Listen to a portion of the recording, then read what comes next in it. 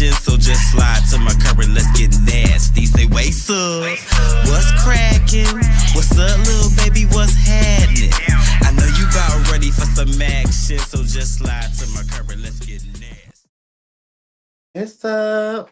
What's cracking? What's up, little baby? What's happening? I love that song, y'all. What's here, everybody? I'm here, I'm queer, and I don't drink beer. Yes, it's Miss JT in the building, and we're back for another on brand off script interview. And who other than we have none other than Miss Toni Bryce. And we're going to get into the things of the things, honey. Now, I'm going to go ahead and set some boundaries today, okay? Because I want to make sure that people know and understand.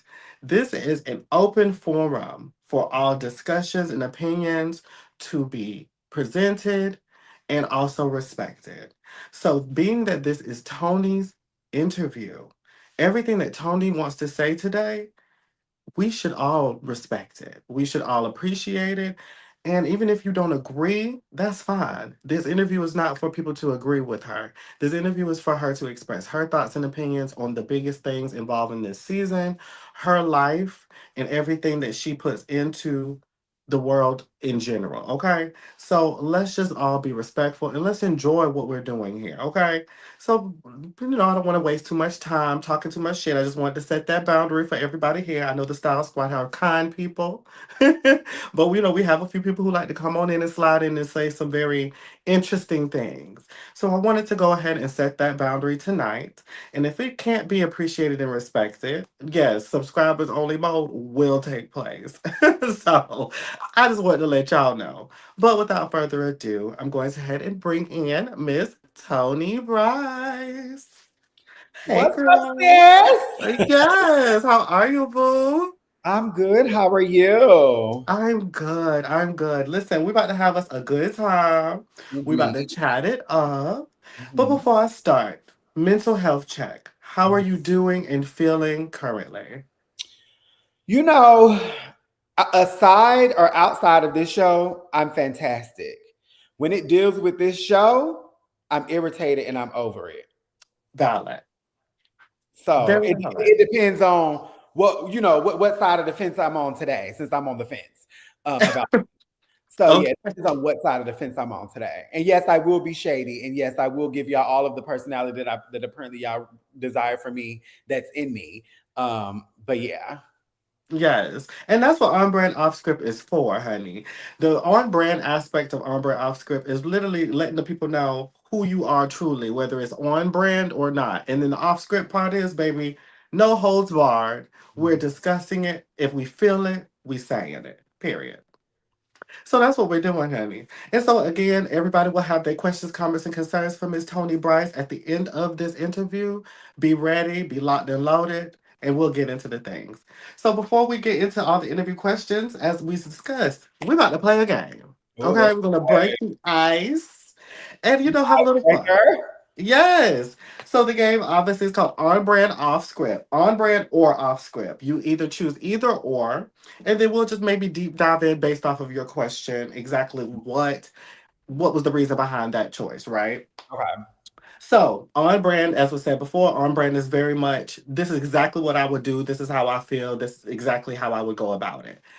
Off Okay. script is no, that is not my vibe, that is not how I'm handling it. No, that doesn't make any sense. Okay. So I'm I going to give you might this. need you to tell me again, but I'll wait till we get there. Period. I got you. Okay, so the scenario is blocking your ex but still watching their story. Is it on brand for you or off script? Ooh. Ooh. So being that I don't have any exes, if I had if I'll use an example of maybe guys that I've talked to, it just didn't work out. Um, um, Probably I would say on brand. Slightly. I probably wouldn't do it from my page. I would Yes. probably go through, another page that I have been that I've had to create a few since my original page got taken down or Yes. disabled. But I might chime in every so often to see what they got going on. As you should. Let me tell you something that's very on brand for me too. Okay. Listen, I need to know what's going I have on. done that in the past and, slightly responded to a story with a middle finger or something. Mistaken, like, just to kind of let you know, yeah, I was here. Yeah, I was here. What Beyonce said, I was I here. was here. Okay. I'm screaming. Okay. Very on brand or off script. This one is falling in love with someone outside of the culture. Um, so it's technically off script because I never have, but at this point, it may need to be on brand because people within the culture is just not working out. It's just not Yeah. working. So it's a little bit of. I'm going to ride the fence on this one. Listen, ain't nothing wrong with a little swirl, okay? Nothing. Nothing wrong with it, especially if that man is good to you. Baby, Yeah, get you a nice little Caucasian man. many flavors to ice cream. Hello? And I love ice cream. Okay. Okay, going back to a friendship after reunion drama. So you said going back to a friendship after reunion drama. Mm-hmm. Oh, for me? Oh, baby, that's off script. Because for me, I don't have disingenuous beef with nobody. If I don't like you, if I feel a way about you, it's gonna be real. Yeah.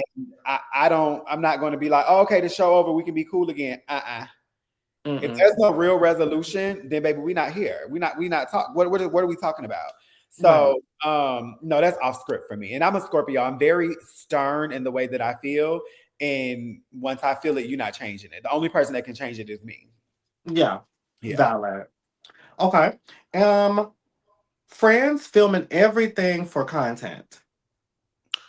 Well, I would ride the fence on that one too. I guess it would stay on brand because I did have really close friends who are big content creators. And they gotta put their videos out, they gotta put their content out, but it's off brand for me because that's not who I am. I will get dressed and forget to even take a picture. So I was so grateful, even for our reunion, that there was professional photographers there, but also, even asking Sammy for me, like, can you get this video? That was I only got two, maybe about 5 personal videos. Only one was usable. So Yeah. that's it's not for me, but for my friends, sure. So I'll ride the fence. Come on, fence I'll rider. put your content. Okay, and this is the last one for now. Egg. Daria's a good. Okay. Calling out fake activism. Oh, on brand. Real bad. Mm-hmm. Why do you think that's the case? Why do you feel like it's important to call it out? Because in 2026, nobody has space and time for performative activism and advocacy. Nobody has time for that. Literally nobody. So either you're going to be genuine and real with it, or you're just not going to do it at all. And I think that's where, for me, where I draw the line. As a woman of trans experience, like every day I wake up and go outside the house, that's a form of my own activism, just simply showing up in the world. Whereas the alternative is I can hide out of my house and not go nowhere. I can work an at-home job, but I wake up every day at 5 o'clock and I have to go be in a medical center where I'm seeing people. So that alone is just one thing, but for sure, I can't be bothered with the fake activism. I can't be bothered with that. Yeah, totally. And I can understand and relate to that because the true activism can get lost in translation when the people who aren't really for it and doing it, they kind of mask it. You know what I mean? Like, so I'm here for it. So that's our icebreaker. How you feeling? I'm good. I enjoyed that. You was cute. Yeah, we're icebreaker to get the children warmed up, honey, so we can be open, honest and transparent. Yes, let them know that we set the ground floor. We set the foundation. Yeah. So let's go ahead and get into who is Toni Bryce. Now, Toni Bryce is an activist. She is an icon in the ballroom scene. She is an actress. But who is Toni personally? What if you can give us a small statement of, as a whole, who would you be? What would that sound like? I am one of the most genuine, realist, giving people that I even know. Oh, excuse me, and consistent people that I even know.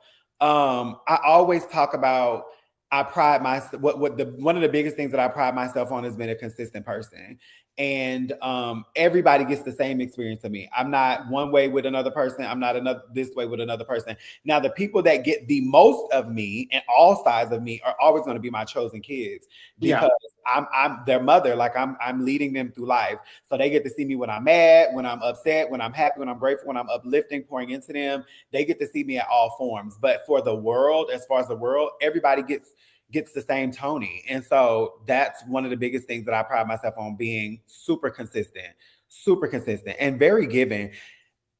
I I will have a wig on today and I'm like, somebody be like, well, I want that. I'm like, okay, as soon as I take it off, I'll give it to you. Like, that's just who I am. And I'll go buy another one. As I just told you, I got to return one because they played. But I'm just super giving, super chill. I'm a Scorpio, so I can be the life of the party, but then I can also be in a corner minding my business. So I would say all of those things outside of Um, the media world and all of that. yeah. Would you consider yourself like, well, first, I'm not consider yourself, but would you say that you're big on the zodiac? Because I know you said as a I Scorpio and am such, you're a big zodiac girl. big zodiac girl. So when it comes down to it, like, who would you say in the zodiac are your people? And then Mhm. the ones who would you say, oh, compatibility, but who would you say are people that you've always had kind of like friction with in the zodiac spectrum? You know, so romantically, I'll start romantically. Romantically, my biggest romantic love connection, but also my biggest op at the same time is hands down a Taurus. Hands Yeah. down a Taurus. After a Taurus will be a Leo. After Yeah. a Leo will be a Scorpio. Yeah. Okay. And I feel like because all of those, like Taurus are very stern and stubborn. We're very stern. Some people say stubborn. It is what it is. I say passionate. Leos are dominant. We are dominant. And then two Scorpios just, it's too much. Now, as far as friendship, I can be friends with anybody. I don't think I have friends of all signs. So I don't Yeah. really, yeah, it's honestly kind of crazy because the romantic, in a romantic sense, those Taurus and Leos, I can't be bothered. But when they're just friends, we're good. Like one of my good friends, Nicole, she's a Leo, but we're great friends. Like that's my little sister. So yeah, It varies definitely. And I yeah. wanted to know because I'm an Aquarius.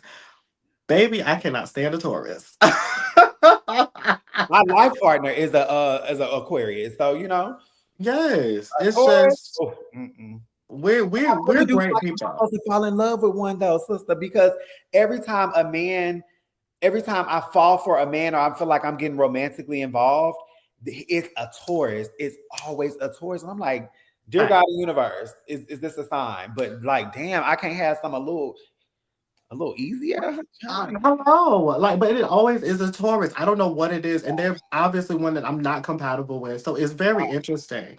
But let's go into the love life of it all Yeah, because to know you is to know that you've expressed that you've been single for a very long time, yeah, and you've also. Well, first off, people got to understand when people are single, there's people who are single by choice. yeah. And then there are people who are single by circumstance. It all varies. You know what I'm saying? It's not always that you can't find a man. The problem is there's too many of them. It's just not enough good ones. You Correct. feel me? So I want you to kind of unpack your romantic life while also kind of like deep diving into kind of something similar you said because I'm gonna jump ahead a bit Mhm. is when we're going to get into the whole like Q and him calling you a grandma and all of those things and Yes. why it's so big on you to always be like, hey, I don't mind being at home. I don't want to be in the club in the streets. I don't do those things. I want you to kind of unpack those two things. So why have I been single for so long? I've been single for 21 years. Each February makes another year. And on the show, I said 20 years because obviously we were in 2025, now 2026. So that adds a year on. And I think it's a little bit of both by choice and by circumstance. Choice, well, I'll say circumstance first because to your point, there are a lot of men out here, right? But one, I don't entertain anything DL. You're not hiding me. It's just not happening. My name is Toni Bryce. I'm on TV. Who you think you're hiding? Right. It's not a real thing. I'm on a reality show. Who do you think you're hiding? I'm on many campaigns. Who do you think you're hiding? Like, it's just not going to happen for me. Um, Yeah. and I think there's a difference between being DL and private about your dating life. I think that's completely two different things. But I feel like a lot of times us as women of trans experience, our dating pool tends to be those type of men where they're DL because they're insecure or not confident and comfortable enough to proclaim to the world, these are the individuals that I like, that I'm attracted to. And so if you're not secure in yourself enough to be able to do that, we ain't got time. I ain't got time for it because I have done a lot of fucking work to be who I am, to be able to walk out this house every fucking day when I do, in all of my glory. And all of my glory. I have done so much work. And you think I'm finna go coddle and hold your hand and walk you through your process? No, baby, you do that on your own time, and when you're ready and if I'm available, then we can figure that out. So I feel like I encounter that a lot. And then I feel like the choice is, you attraction works both ways. You can be attracted to me, but that don't mean I'm attracted to you. And I Yeah. feel like a lot of times when I'm in my DMs and there's somebody trying to holler at me, I go to their page and I'm like, I'm just not attracted, and that's okay. Everybody's not attracted to me either, and that's okay. Hmm. So I feel like that's the choice part, because I can settle at any moment and be like, girl, fucking, I'm just gonna date a DL man. Girl, I'm just gonna date a man that ain't, what I'm really wanting and looking for. But I'm not doing that. I would rather just be by myself and just let that be it. Like, I'm okay with that. Like, I think Law Roach famously talks about, he feels like he's not meant to be in this world to fall in love, but I think to be of service to people, or whatever. And I relate to that deeply. I relate to that deeply. Like, my service and my passion towards my kids, like, is just something so deeply rooted for me. Hmm. I feel like that the love that I would probably be given to a partner is love that I give to them, because I have the capacity to do it. I don't have to share it with the partner and my kids. And then as far as the Q situation, I talk about, the life, the average life, it's reported, I should say, that the average life expectancy for a Black woman of trans experience is the age of 35. I am Hmm. 35. And so when I started to read those, learn those statistics, and as I aged and became more closer to my 35th year, it started to really settle in with me, like, oh my God, like, I want to make it. Like, not only do I want to make it to 35, I want to see beyond 35. So if Yeah. that means that I have to stay at home and prioritize my peace and my safety, then I'm going to stay at home and I'm going to prioritize my peace and my safety. I'm not, it doesn't, I'm not impressed about being out in the world and at clubs and all the things. And I don't judge people that do, but I did that in my college years. I was at all the Greek parties. And then at some point, I decided, like, drinking is not for me. Smoking is, none of that is for me. Partying, smoking, drinking, it's not for me, because I guess it's a part of my own self-preservation, my own self-care, my own safety, and how I see the world. And it doesn't always mean that I'm living my best life according to someone else's perspective and lens. But to me, it's the life that I know how to live, in order for me to think about the goals and the dreams that I have, to see them manifest, so I can be able to work towards it. Like, to see P Valley season 3 when it comes out, to see it means that I've survived to see it, because nobody is promised tomorrow, And so Yeah. that's where that comment boils down. That's why I was like, it never offended me, because you actually don't even understand what you're saying, and that's fine. Me and my bed, that's my safety. That's my safety. I don't know what you Mhm. consider your safety is, but my home that I pay the rent every month is my safety. This is my safe haven. And if I don't want to be anywhere else in the world, this is where I am. If I do nothing on a weekend when I'm off and I'm here on my couch watching TV, that was enough for me. It was enough for me. Yeah. So that's just what it is. That's just how the cookie crumbles. Hmm. And I received that. I wanted you to kind of like revisit it because I think it kind of went over some people's head at the importance of your choice and your self-preservation and what it means for a lot of trans girls that people don't really discuss is like people don't understand expectancy, life expectancy Right. in this lifestyle versus the regular mundane lifestyle. Like it's very different. And so I'm so glad that you were able to kind of like elaborate on that. I want you to kind of like if you don't mind, like, if you, has there ever been a point in time where you felt as though, because I understood what you were saying in reference to the La Roche stuff, but has there ever been a point in time where you felt like, damn, am I ever going to find love? Because I know that that's something you would love to have, but does that also kind of like affect you negatively too? Mhm. I probably have an emotional cry day every month where I just let it, I just release it all. Whatever I need to feel and cry about and get out, I just release it. And 9 times out of 10, it's either probably my acting career, which feels like a fucking desert right now because of all the things that's going on in the acting world, and a lot of people don't understand what that looks like for us. Or it's probably like falling in love and like wanting to know what it feels like to be in love. And what I know for me, what I know that holds me back is two things. Like growing up with a quote unquote father that knew how to provide in my earlier years, but didn't know how to have relationship. Yeah. And when things didn't go his way, he left. Right. So there's that sense of dealing with abandonment. And then the man that came into my life as through another man that said he was my father. And my mom was like, well, listen, if they willing to help, I'm a single black mama. And if they willing to help, then we just gonna ride it out. And he was my pawpaw. So his son was the alleged father. Um, but his father was my pawpaw, and that was the person when he came to see me. He just poured so much love into me, but he died from cancer, and so now I feel that burden of loss. Like, what if I love somebody and I lose them? And I'm like, I think about that. I'm like, how much of a sacrifice am I willing to make to experience love? And so that's something that as a grown 35-year-old person that I'm still exploring. And that's also where that choice comes in because like, whew, like I already know that there's other people in my life that I know I'm going to have to inevitably lose. Yeah. But love too, like, Yeah. or like a romantic partner love, I should say. Like, whoo. So, yeah. Did I answer the question? Yeah. Okay. Yeah. But no, yeah. Okay.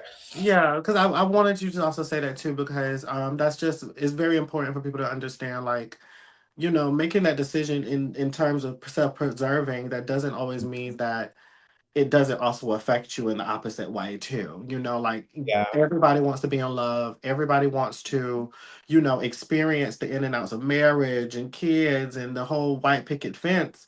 But unfortunately, based off of how life is set up, we have to focus more on safety than Correct. happiness. Because Correct. and sometimes safety, the choice of safety and happiness don't always coexist in the same situation, Correct. unfortunately.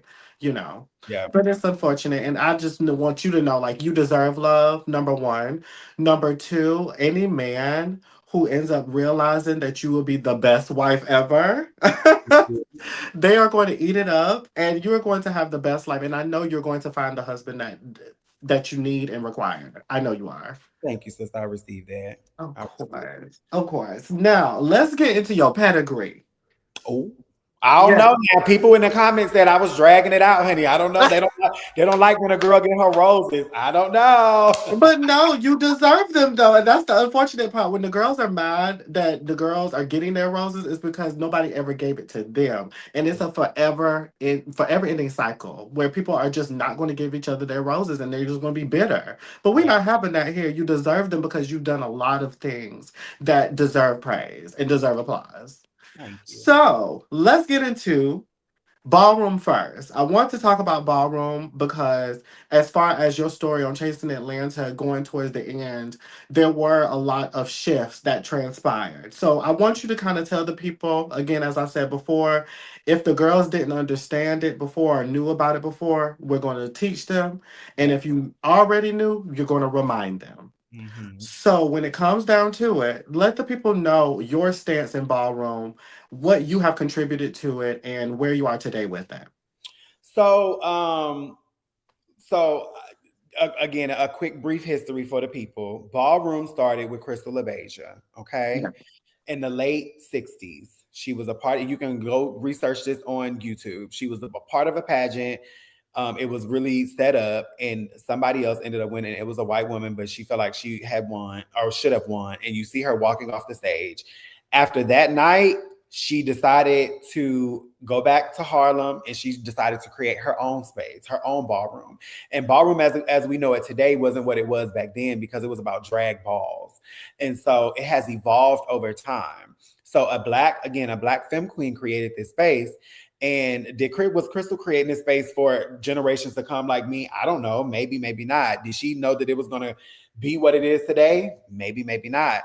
But at the end of the day, like I want to honor the legacy of my ancestor, my transcestor at the end of the day. And ballroom is a part of that. And I don't care how much people try and dumb down ballroom as like this space where you just go and compete and go home. Like, sure, if that's how you treat the space, by all means. But ballroom is a space where you can really create, build yourself up. A lot of the skills you develop in ballroom are transferable skills. I had already went to college and graduated. So when I came into the Kiki scene, I had already had organizational development skills. I knew how to build an organization. I knew how to, create rules and regulations. I had already came with a skill set into ballroom because of my college days. I had already came into ballroom having stage presence because I was an actor and I was acting on stages. So it was like a lot of things I learned in life and school, I brought to ballroom. And now the things that I have learned in ballroom, I'm bringing to my real life. I'm sitting here with a fur on because of ballroom. I sat there at that reunion looking the way I looked because of ballroom. I can do all of the things, my hair, my makeup, I can dress myself because of acting and ballroom. So it's like a lot of these skills are transferable. And I just hate when people try and dumb it down. Now, as far as what I've done, as far as the Atlanta Kiki scene is concerned, again, I'm the one and only femme queen from day one that helped start, or that was a part of being a founding leader back in 2017, all the way up until now.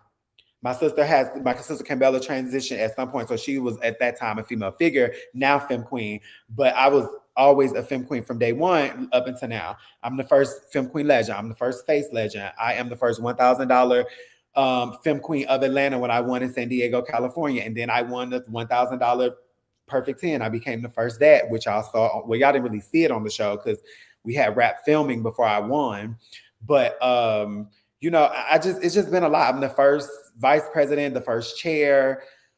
It's just a lot of history. It's a lot of history in ballroom. And I'm glad that my generation was able to birth what they're now able to enjoy basically almost a decade later. Like next year makes 10 years of the Atlanta Kiki scene. So, and now present day where I am, the Kiki scene was started out centering youth and young adults. Well, I'm neither youth or young adult anymore. And so I've now since then chosen to retire as a ballroom participant on the floor and as a ballroom leader, because I want the next generation to like be able to lead other generations after them. Like it shouldn't always have to be us. So while I'm still a part of ballroom, my main participation now is on the mainstream side, which is what it evolved from, back in the late 60s. So I hope that explains it all. It definitely does. So give the people who may not 100% understand the impact of ballroom, give people a synopsis of what ballroom has done and what it continues to do, not only for gay culture, but Black culture. Yeah, I mean, simply the founding itself, it was founded in the 60s. Like, do y'all remember what we was going through in the 60s? You know what I'm saying? What rights we had just got in the 60s. So it was founded in the 60s, and it was founded out of a political act of like resisting that system that they had created. It came out of racism, so it's inherently political. It's a Black space. It's founded by a Black femme queen. When you think about the world today, fashion, the runways, the effects, we have ballroom designers designing for people in mainstream. Like one of my friends Nova, he just designed for Danielle Brooks at a party. He also designed for, was it Naomi Watts? No, I think Naomi Watts. These are ballroom people that come from ballroom creating effects that are at balls now doing this on mainstream floors or in spaces. And then these mainstream spaces are paying attention because our brains are so creative over here that they're like, wait, I never even thought of that. Let me adopt this and adopt that. When you talk about beauty, my God, today, the skin, the surgeries, the mug, all of that stuff. They're like, wait, how do you get your skin? Like every day I go to work, the girl's like, oh my God, your skin looks so good. Can you give me the products? Like the beauty, the look, the aura. Ballroom, literally, the tours, the dancing scene. It's everywhere. Everywhere you in commercials, everywhere you look, there is shows, legendary, Pose. Everywhere you look, there is ballroom presence, whether it's splattered in your face or not, whether it's a subtle undertone of it, ballroom is everywhere you look. So it just has been so impactful in the mainstream society. Though it was always this underground world, it's so impactful in the mainstream society. And so even now, we have Jellicle, Cats, the Jellicle Ball, which is a different version of Cats that's based on like it's a ballroom interpretation of it, and it's on Broadway, right. And it just got nominated for 9 Tony Awards for being a Broadway musical. These ballroom individuals are now Tony nominees. Yes, ballroom individuals are Tony nominees. So ballroom has took me to Australia. I've never been out this country, and it's taking me back at the end of this month. So it's like, nobody can tell me shit about ballroom. I don't care if y'all tired of hearing about it. I don't care if y'all want me to give y'all something different and talk about something different. Y'all don't know the impact of ballroom. Ballroom has been a space that has saved lives, literally. When a lot of these parents have thrown their kids out because they didn't agree with their sexuality or gender identity, ballroom took those kids in and continued to build them up. That's why I even said at work today, and I keyed with my coworkers. They're all Black cisgender women. I said, well, y'all have a good Mother's Day this weekend. And everybody was like, oh, thank you. And then I waited for like 5 seconds. I said, see, all y'all transphobic. I said, because ain't none of y'all tell me Happy Mother's Day.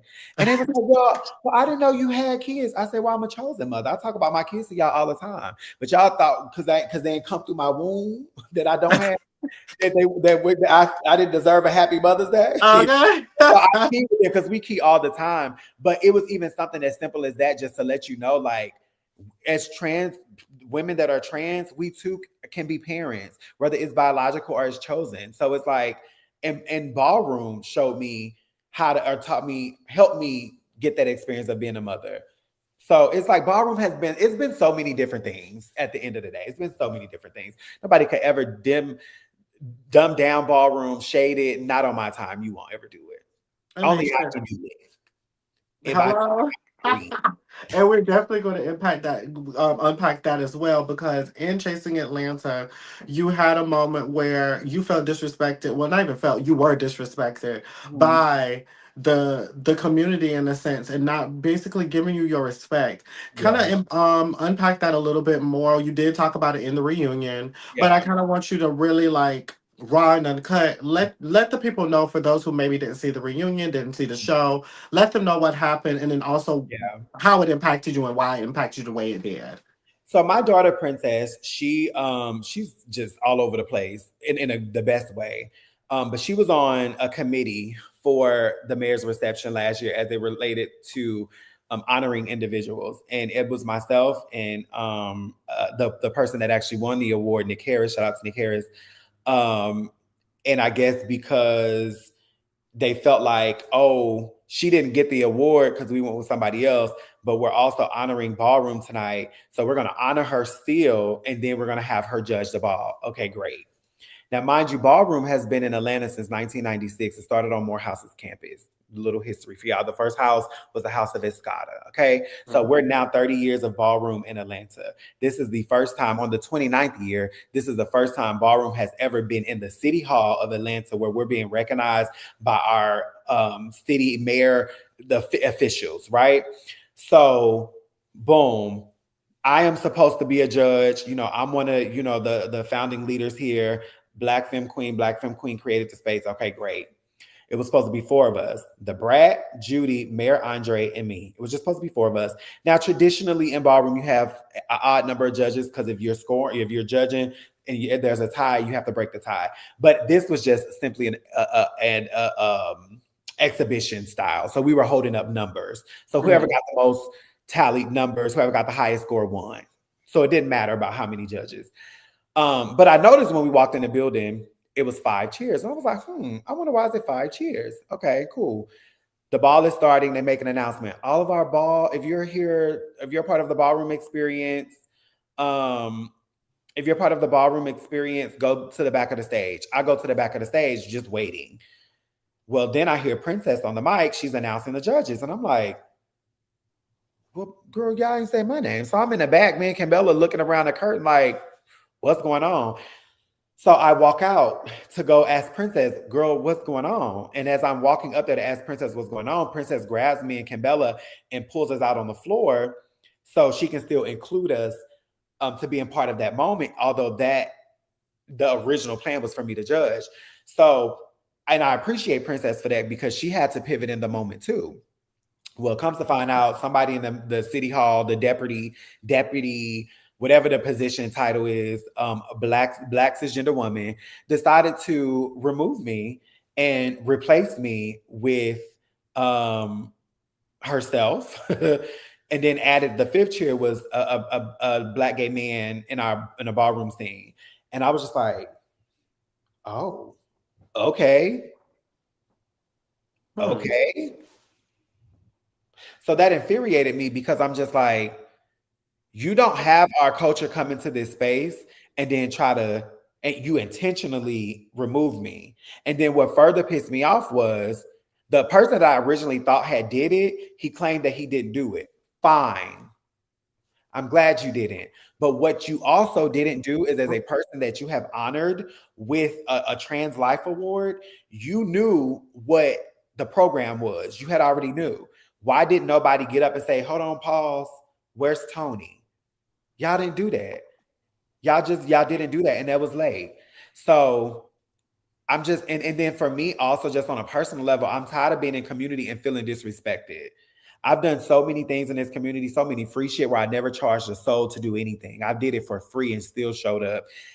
And this is like the thanks you give people. It's Yeah. like, and it's crazy. And I know it was a political move because so many even nonprofit agencies in Georgia that receive federal funding, you can talk about anything trans. You can have trans on your websites and your Instagram pages, your social media pages, because if they saw it, they were defunding you. Because that's, and when I talk about we're being erased at the federal and state and city levels, that's what I'm talking about. But if people don't do their research to understand what's going on, they would have never known. They think it's about me and my ego. No, bitch, this is not about ego. This is about erasure. That's what it's about. Yeah. Absolutely. I'm sorry, y'all. I be so long-winded because I be passionate. So I'm gonna try to. No, you're not being long-winded. Okay. It's a proper explanation because I think people don't understand the impact of what you're saying. Yeah. It's like erasure comes in all forms. It's not always as simple as, oh, yeah, we don't want you here. Bye, girl. We don't like you. They don't have to say it like that for us to feel like that we're not meant to be here, or they make us feel that way. You know what I'm saying? It's Right. they really go out of their way to do and say things Mhm. to literally gradually remove you. Yeah. And Uh, that's what's not okay. Not okay at all. Yeah, Not but okay. I could understand exactly why you chose to make the stance that you made because Mhm. it's not fair. And as you said, like a black film queen started all this shit. So All that this. don't even make sense. It don't make sense. But you know what? Y'all don't have the historical context and what that value, what that means to us in this space, especially as Black femme queens. So you I guess you just brushed it off and didn't think it meant anything. I don't know what your thought process was, but it was just late. And I remember going home that night after when y'all saw me walking off, I literally was walking back to my car and I got in my car and I left. And when I got home, I went on my story and I was just trying to stop. I was so emotionally just drained and wrecked that I just talked about like this was the I have thoughts before the I have thoughts.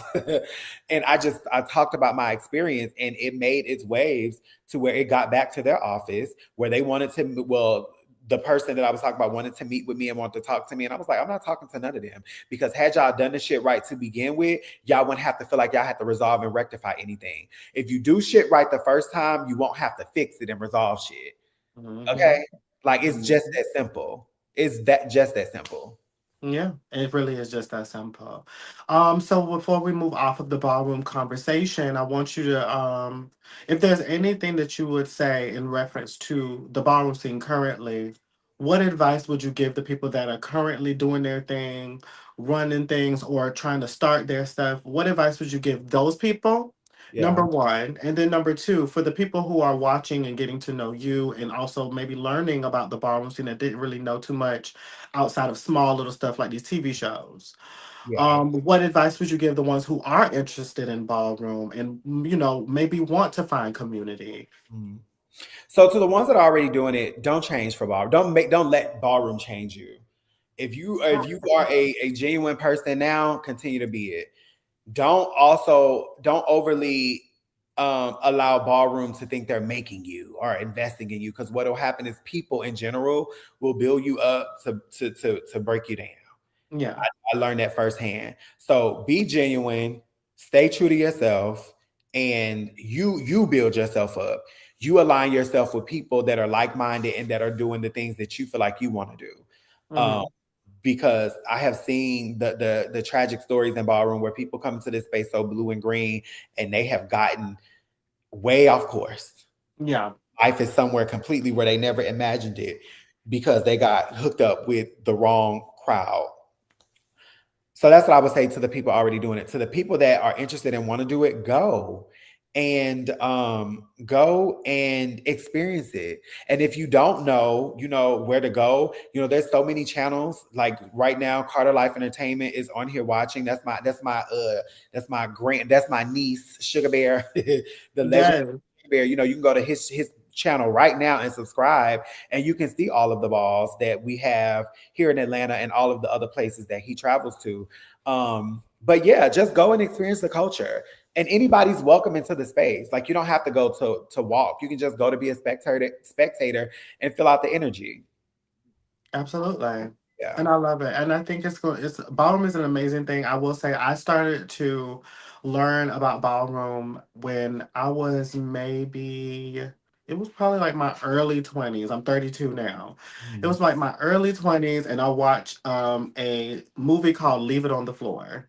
Oh yes, I know exactly what you're talking about. Yes, that was the first interaction of like what ballroom could be. And to this day, I have yet to go to a official ball. And I Really? want to. Yes, and I want to because I enjoy the in and outs of what I have seen as far as like online because I'm a heavy YouTube girl. I'll search up Yeah. something in a second. Like those things like that. Like I love what I see. So I Mhm. would love to experience Yeah. it. So I just always wanted to, know and understand walking into the space, like what would be a great mindset to go in it with.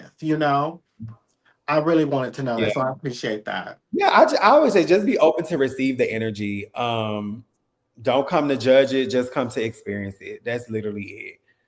Yeah, absolutely. So transition into your continuous pedigree, honey, because baby, the list goes on.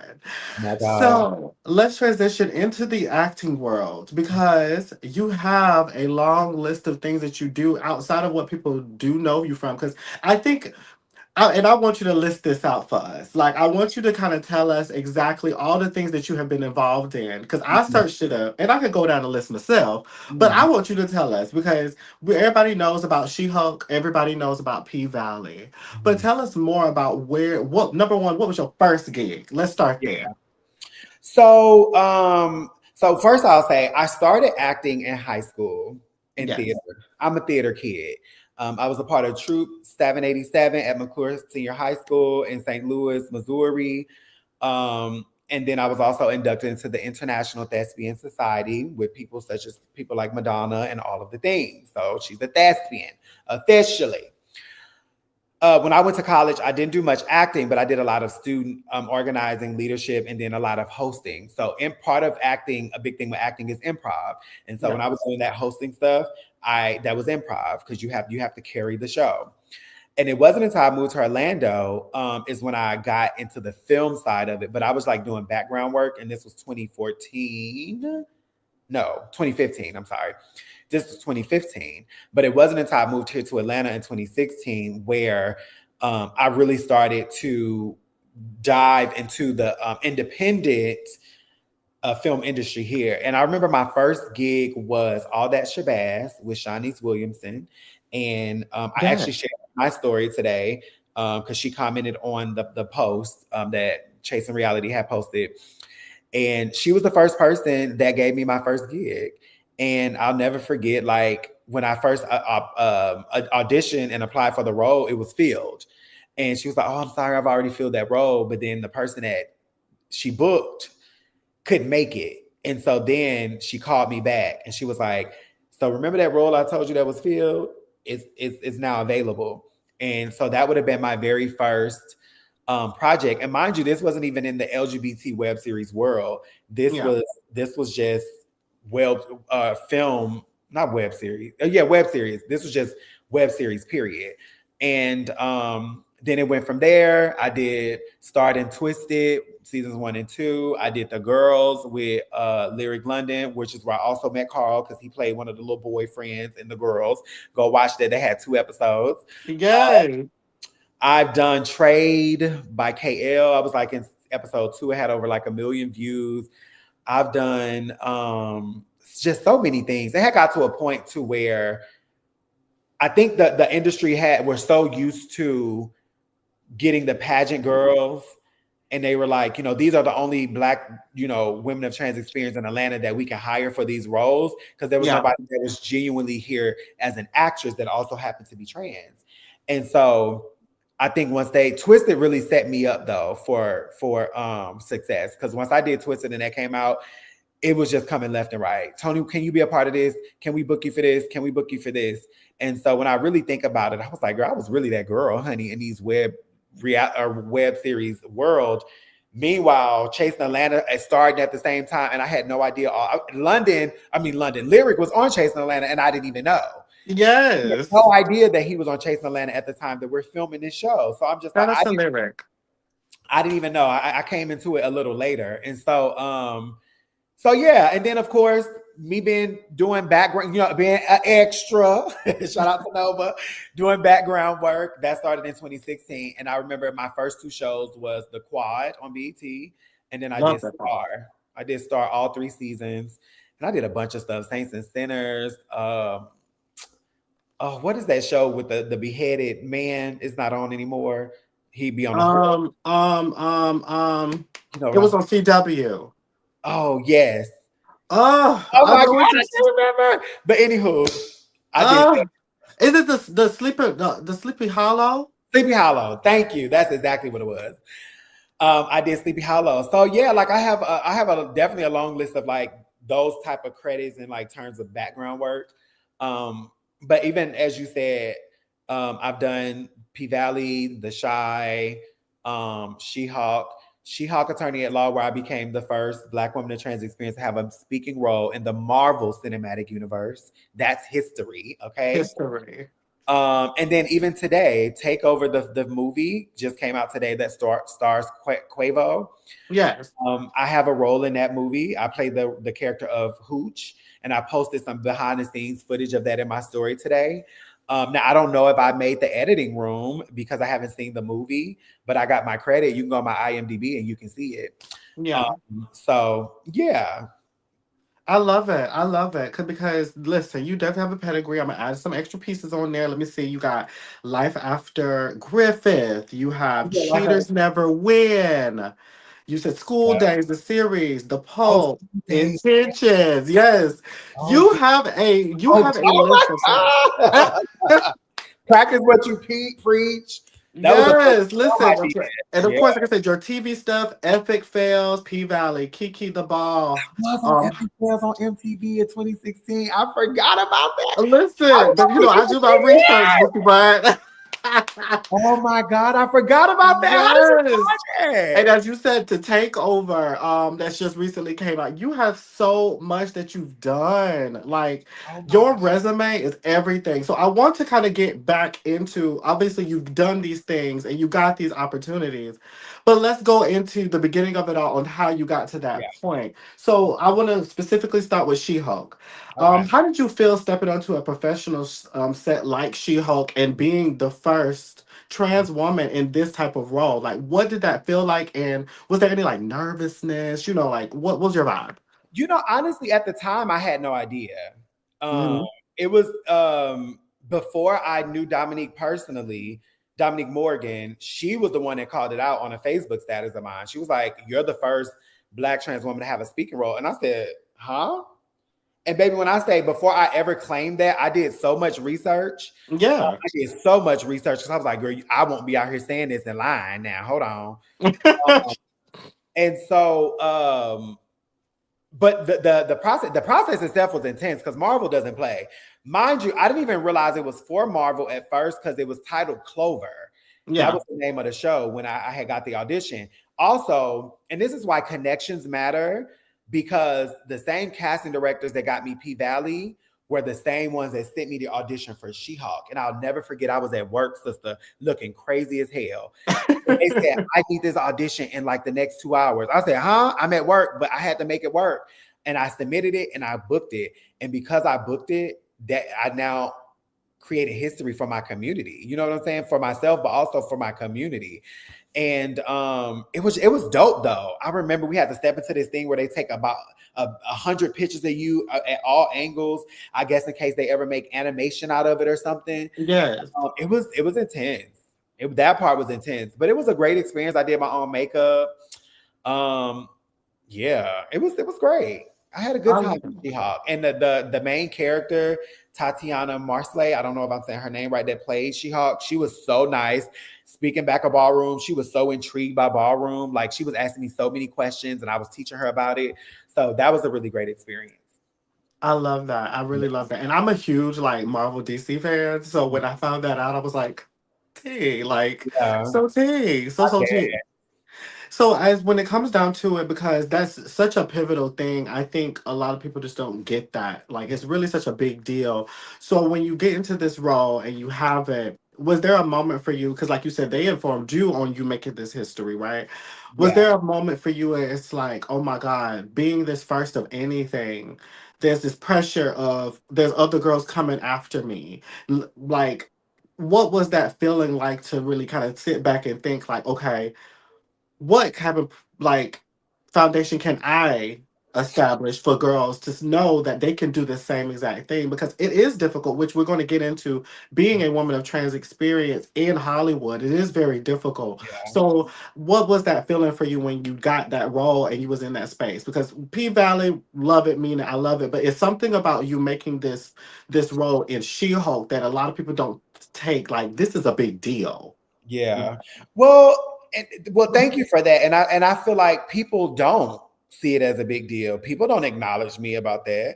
Yeah. I've never, when these magazines are talking about, 100 LGBT actors to look at, I'm never a part of it. They don't say my name. You know what I'm saying? Like, to me, it's big to me, and it's something that I feel so proud of. But at the same time, people don't acknowledge that part of me and that part of my resume.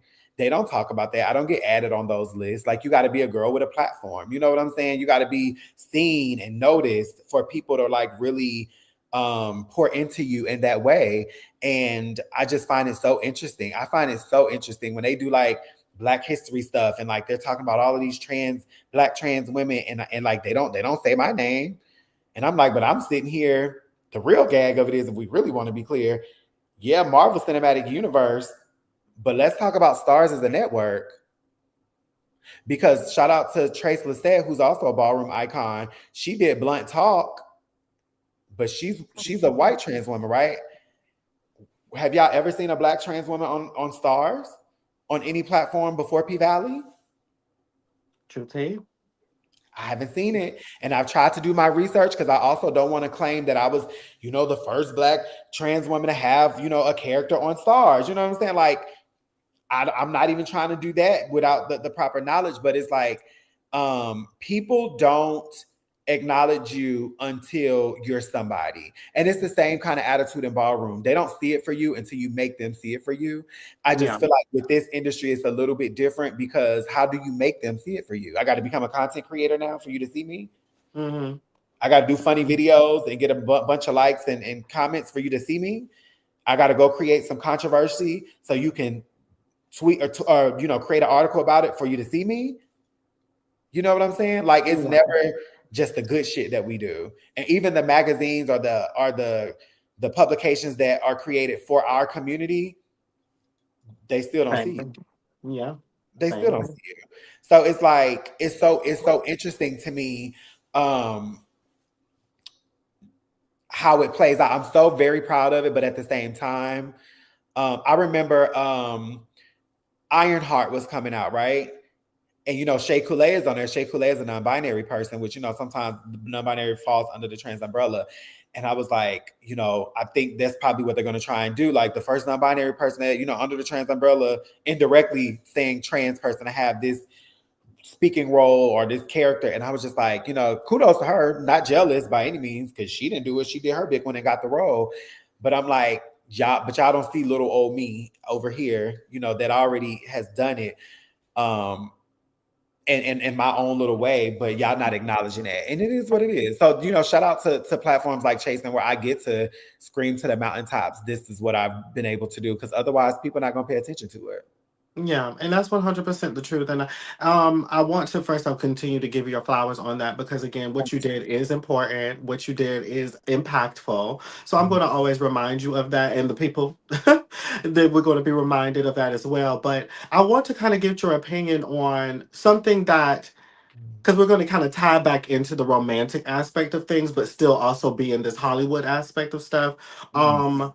The idea, because we've seen it a few times where there has been some women of trans experience who have, made it, and they ended up with a white man, or they ended up with somebody outside of the black culture. Mhm. Do you feel as though there is a level of validation that maybe some of us looked for, that we feel that we only can get from the white culture, the powerhouses of Hollywood, which are mainly white people? Do you feel as though we don't find validation until we get to those points, or we feel like as though we have no choice but to Mhm. connect or do certain things or be with certain people because of our circumstances? It's kind of like a double question. Yeah, I feel like the question that I will ask as an answer, but a question is, well, who's willing to show up with me in those spaces? Will a black cis man be hetero? Would a black cis hetero man? Because cis is also for men. FYI, it's not just about women. It's Yeah. also but will a black cis hetero man show up in those spaces with me? Will he be on the red carpet with me?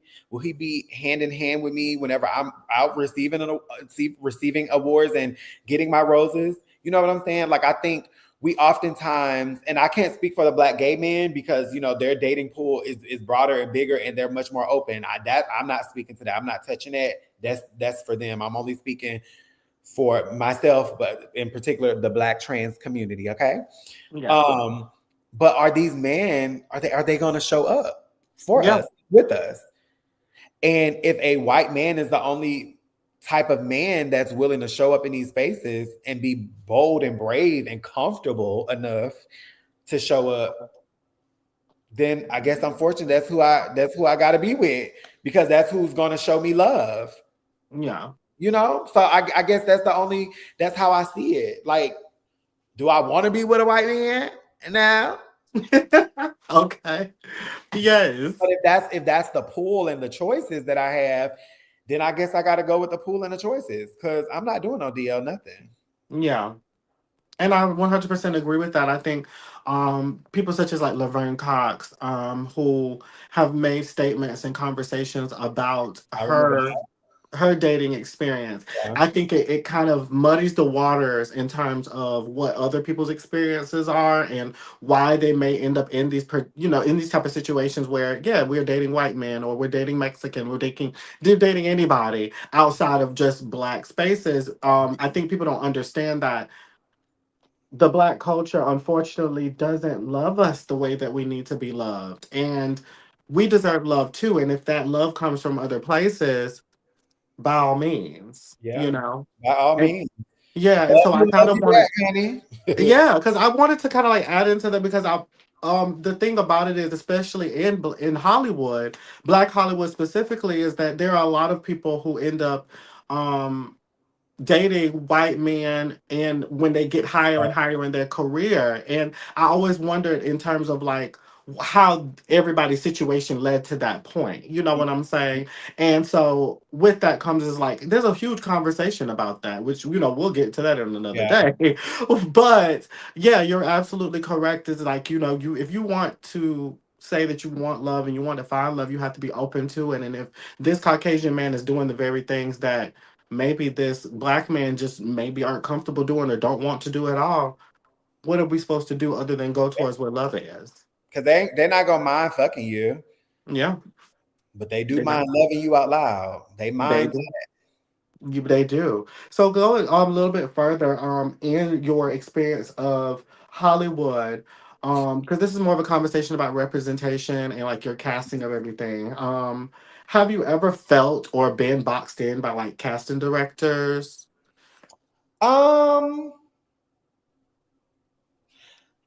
Not to my knowledge, but I will say I've always been the girl that's like, when they talk about a lot of trans women are like, a lot of trans women that are actors are like, I don't want to just be in the trans roles. Put me out for, just roles, period. And I'm like, yes. And don't forget your superpower in this identity in this moment, because the moment ain't lasting.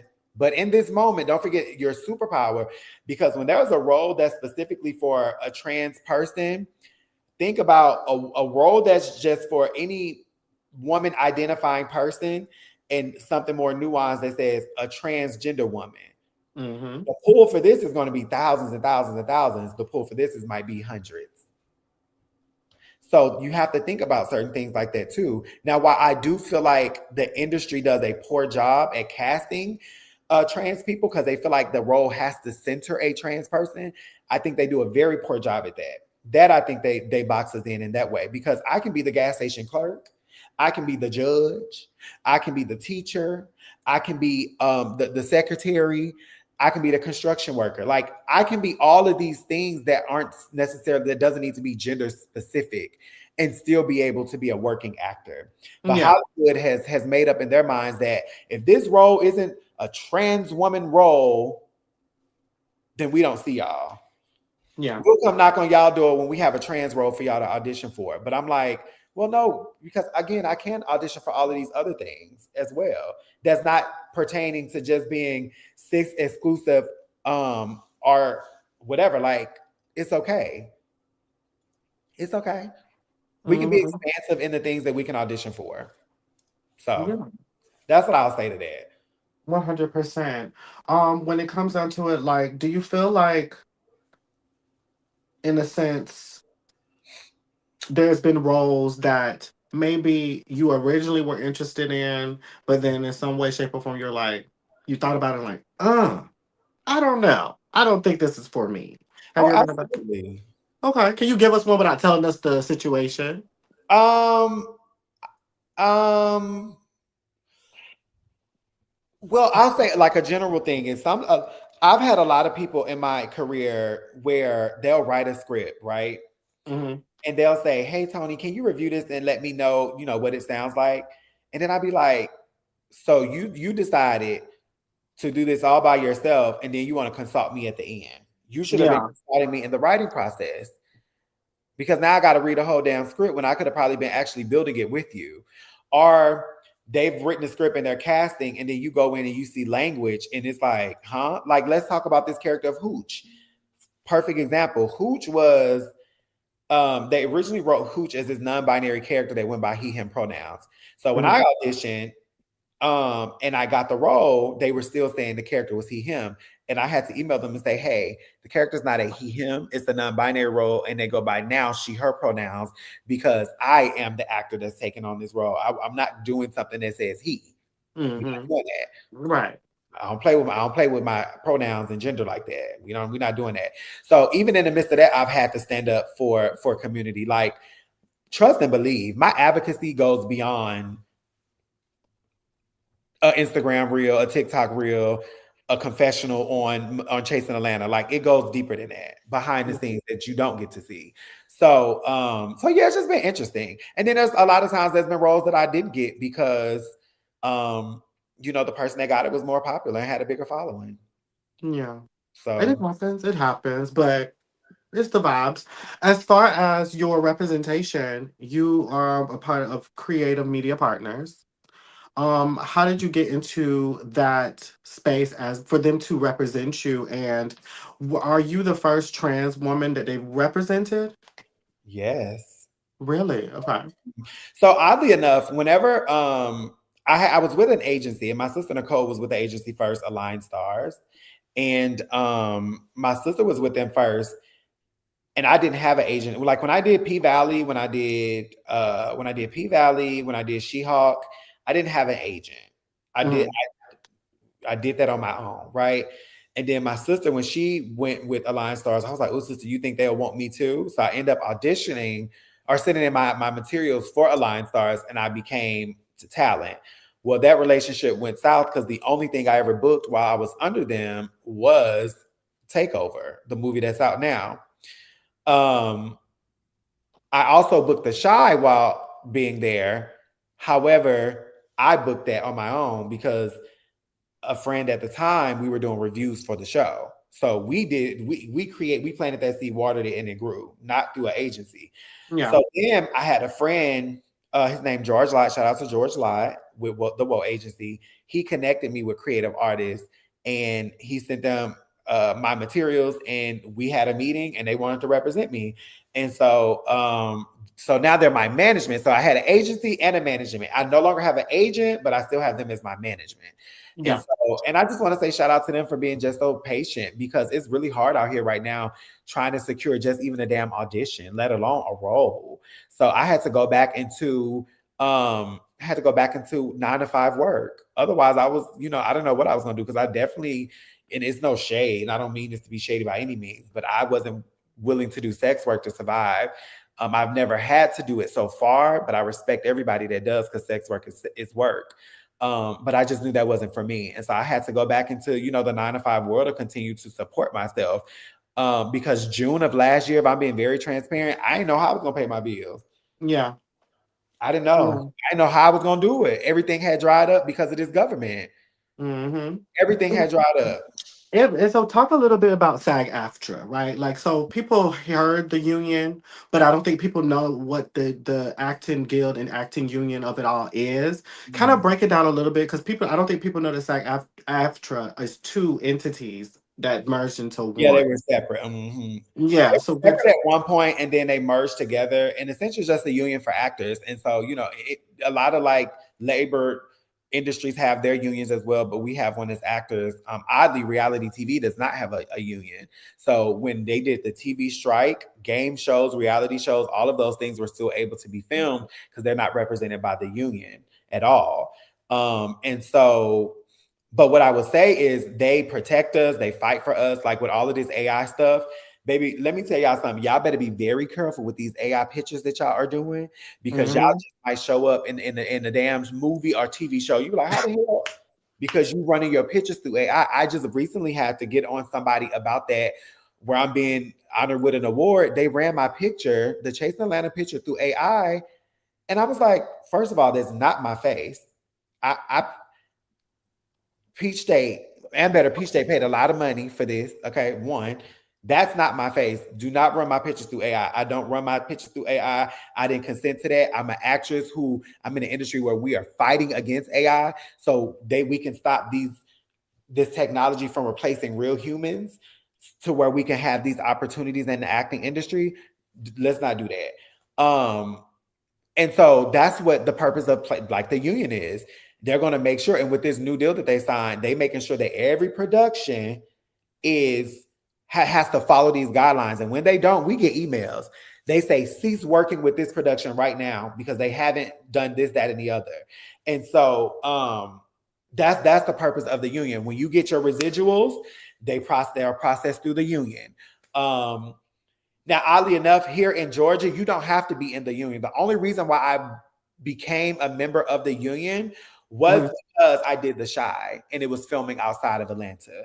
Hmm. And so in other cities, you have to be in the union if you continue to work on union shows. And Atlanta is the at will state. They have all of these film credits, whatever. You don't have to be in the union. So I was good for years until The Shy. And and it's expensive, baby. Trust and believe. It's an investment. And if you're not making money, then you don't have to make money another way and pay your dues because it's not going to come from the work because you're not getting work. So it has its ups and downs, its highs and lows, its pros and its cons. Absolutely. So when it comes down to it, because I'm gonna round out this conversation of your Hollywood life, um, is there a role that you would just if and that's past and present, if there was a role Mhm. that you could have done or would like to do, what would that role be? Um, oh my God, it's been so many shows that I wanted to be on, and oddly, they all end at some point before I Mm. get the opportunity to be on them. um, but honestly, as a person that grew up watching Charmed, I would love to be in some kind of sci-fi type of movie, a witch, a vampire, even a mutant, that world is so just intriguing to me. So I think I would love to do something like that. I Yes, would I love to love do that. something like that. And I also wrote a short film myself in 2019. I would love to see that, you know, I would love to breathe life into that to bring it off of those pages into real life and like submit it as a short film to film industries and stuff. So that's also still a goal of mine that I've never let go after all of those years. And it's so funny you said this because somebody actually made a comment asking, but I actually have it listed here.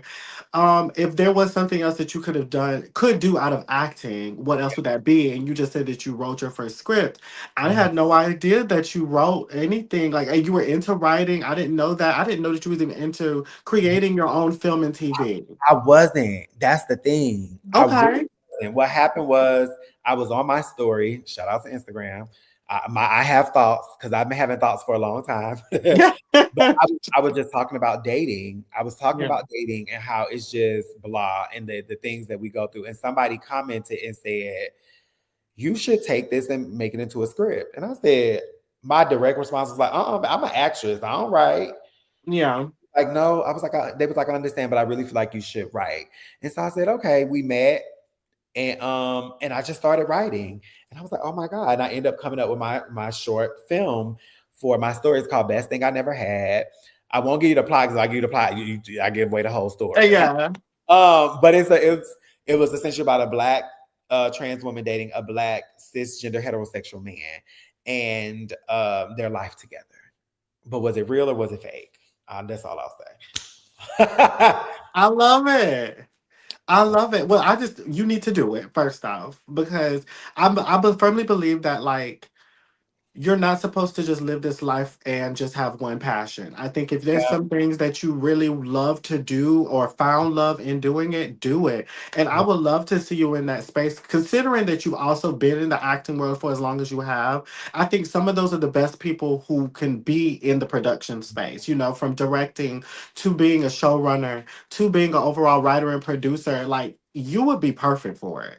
Yeah. Thank you. I Yeah. received that. Yes. Receive it. I'm I really love gagging it. at you because I didn't that list of the things. I was like, oh my God, I forgot. Like you brought back memories that I completely forgot about. Because that Listen, I didn't I do know. my research, honey.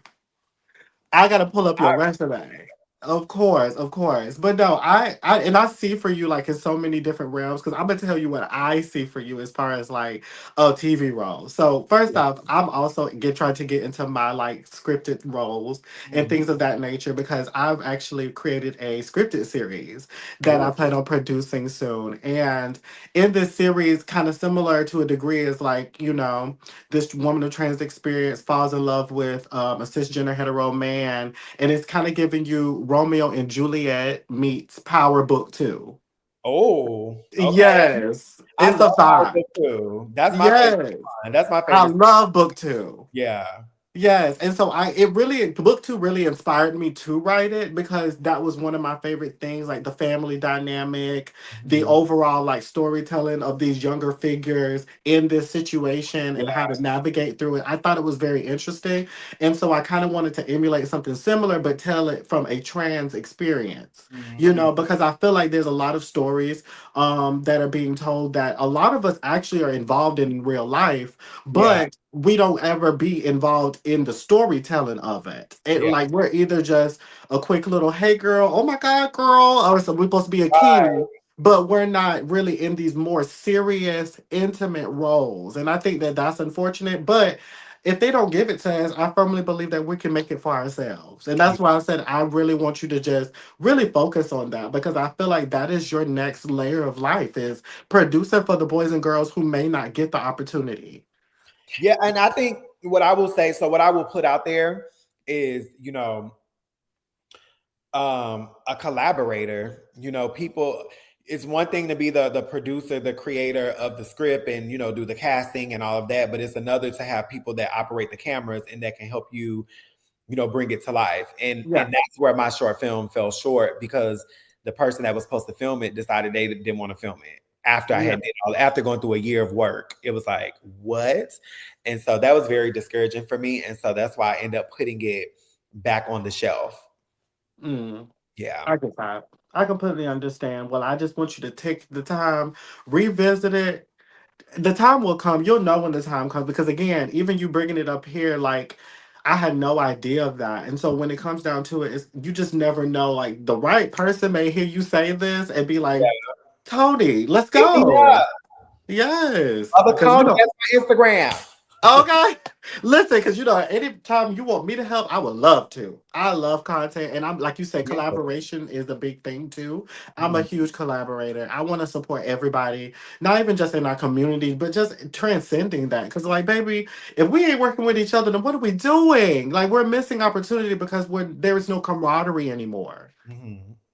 So Yeah, yeah, for sure.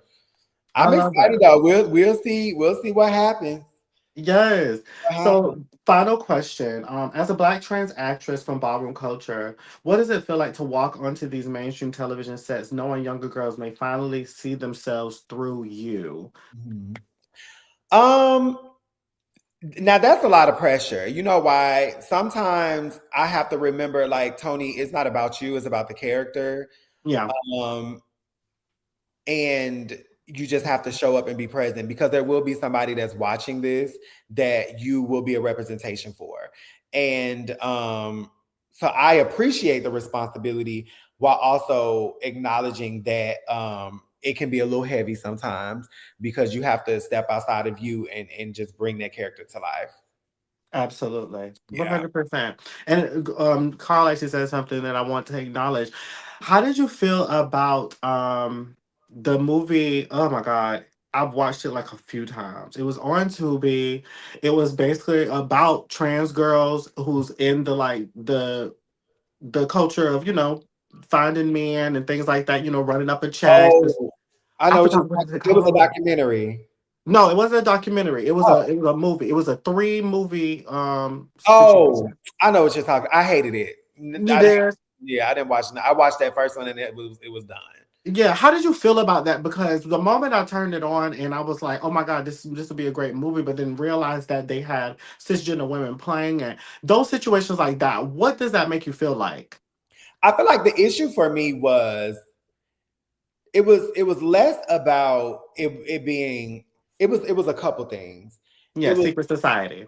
secret society. It was less for me about them being cisgender women, but more about, because they were cisgender women, there was an extra emphasis on making sure that these cisgender women were playing trans women. So Hmm. misgendering them, calling them men, and that's a man, like all of that extra, it was just like, ugh, it was so off-putting. And then to find out her reasoning behind why she cast this black cis women instead of black trans women was because she felt like it would be better received if it was black trans women versus black cis women versus black trans women. And I was like, so you have a story that's based on two black trans women, but you don't want to cast two black trans women to be in it? Right. Like that don't make And then sense. you create these vulgar terms and language to overly make the audience realize that these two Huh. cis women are trans character. Like it was weird for me. I actually have a YouTube video on my channel where me and my sister Nicole talk about it. So if you go to my channel, on it was Candid Talks with Tony Bryce, there was an episode about that, and we talked about it, because I was disgusted with that, because it was just like, again, it was less about who you casted, but it was more about the overly emphasis of trying to make sure that the audience knew that these girls was trans, but it was like, ugh, it was just yikes and yuck. And I never watched anything beyond that first one. So Yeah. some trans women that have an issue with it, and that's, hey, we ain't a monolith. I wasn't watching it, and I wasn't supporting anything beyond the first one when I watched it. Yeah, I received that. I'll say, I've watched them because I wanted to see the how they chose to tell the story, right? And Mhm. so I watched them, and storytelling purposes, because I try to differentiate things sometimes. Storytelling purposes, they were great storytelling. Like there was a story there. I Mhm. think the person who wrote it, as you said, they felt like it wasn't going to be well received. That was the Mhm. problem. Correct. Instead of focusing on whether or not it was going to be received well, you should focus on the intention of your impact. Correct. And I think that was the real problem, where it's like putting two trans women to tell the trans story would have more of an impact than what you could say is a receivable type of impact. The Yeah. impact is not about being received well. We already aren't received well, We already regardless of you doing a right. movie or not. So So I think that's the if you problem. gonna do it all the way, boo. Do it all the way, Don't be and that cold was the down. problem. That was the problem because, and Correct. again, I think people such as you or me who are trying to create lanes for us is so important for us to do that. Because, like I said, my character that I'm making it for me, but it's not me. It's a Yeah. story that, a lot of us don't get to see ourselves in, where we get to be more impactful, more, serious, intimate. Like we don't get to see us in these spaces. And Yeah. it's so important for us to tell these stories because you have other people who unfortunately want to tell the story, but because it's not digestible in their opinion, Yeah. then we get those things. Yeah. And it's unfortunate. Yeah, I thought it was a fool. That logic, I thought it was a fool. And I definitely didn't watch beyond that first one. But again, I don't condemn the people that watched it and didn't have an issue with it. Again, we're not a monolith. So, what your barometer, as I've said, even about this show, your barometer of offense is not mine. Mine is not yours. So, And but that's okay. I could correct. I couldn't do it past that first. I said, Yes. this ain't for me. Okay. So let's go ahead and transition into the Chasing Atlanta journey of yours. Okay.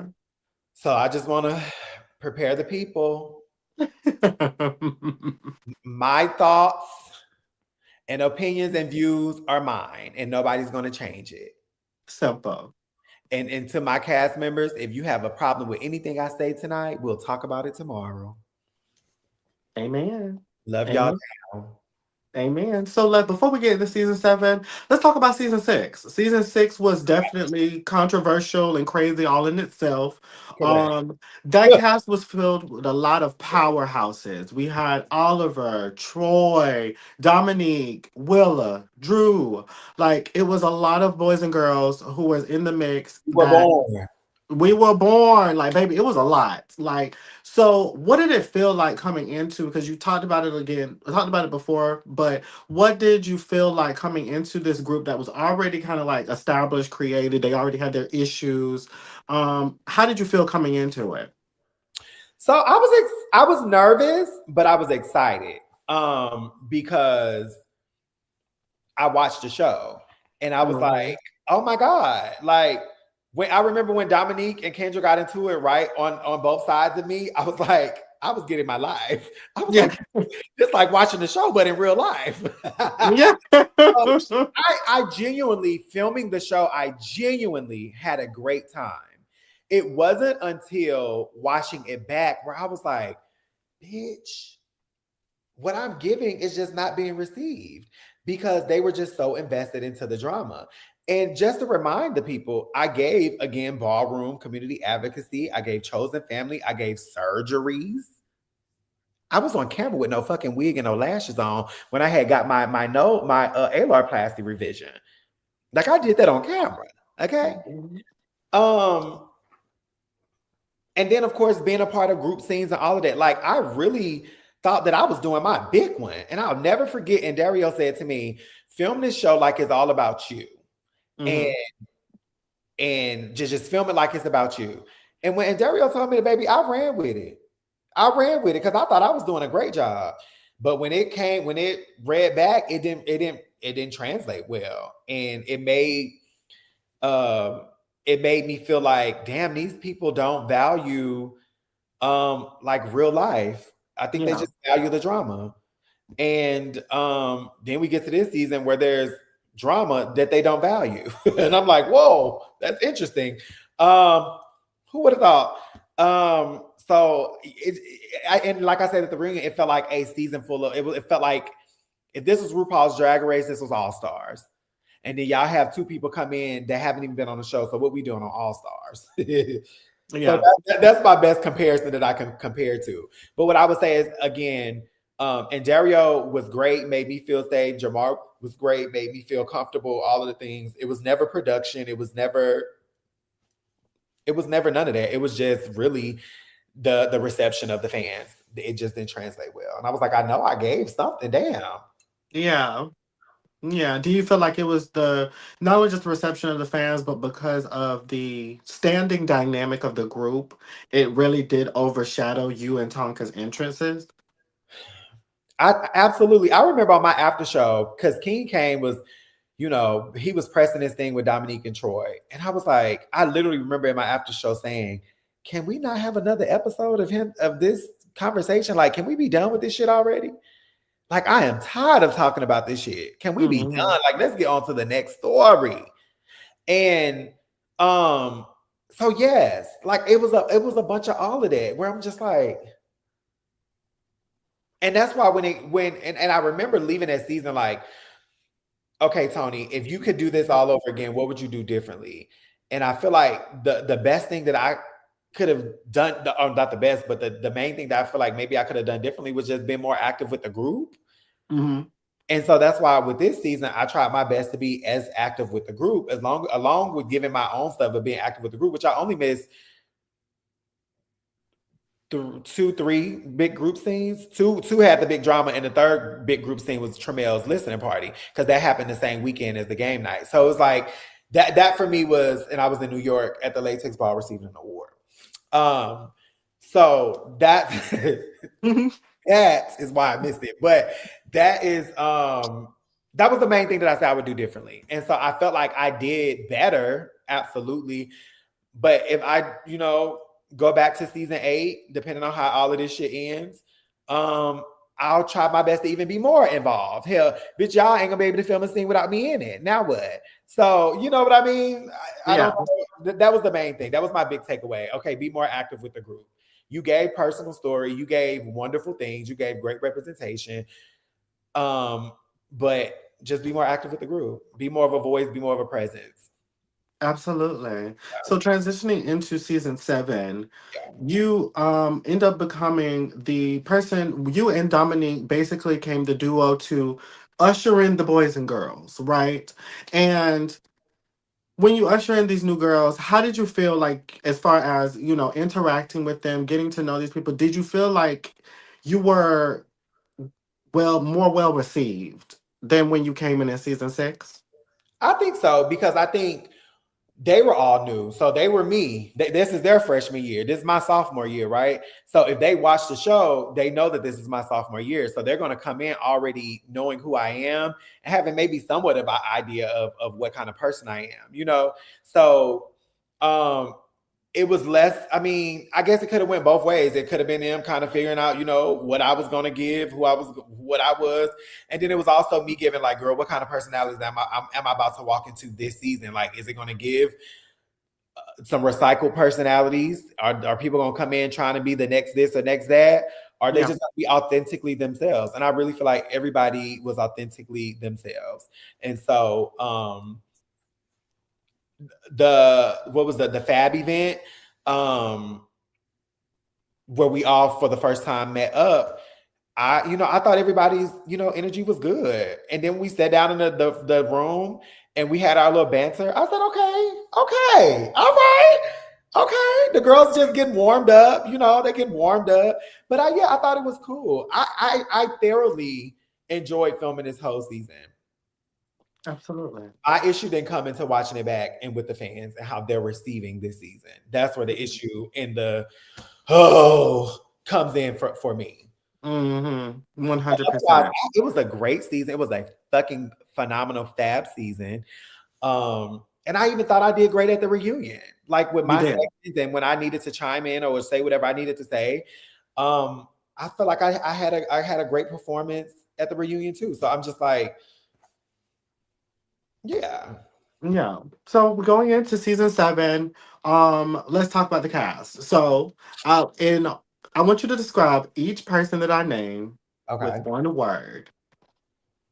Anything and everything. So I'll start off with Dominique. Shady. Shady. Yes. Tremel. Um. Oh. Genuine. Carl. Crazy. It is. Nova. Oh. Oh. Um. Damn, it's a word that's on the tip of my tongue, but what do I want it to be? Nova. Entertaining. Entertaining. Um, who I want to go with next? Althea. Um, Sweet. Kendall. Oh, I feel like I always call Kendall rich bitch. I would say wealthy, The wealth, yes. Sammy. or grand. I'll say that for Kendall, grand. Grand, love it. Sammy. Oh, I love Sammy. Oh.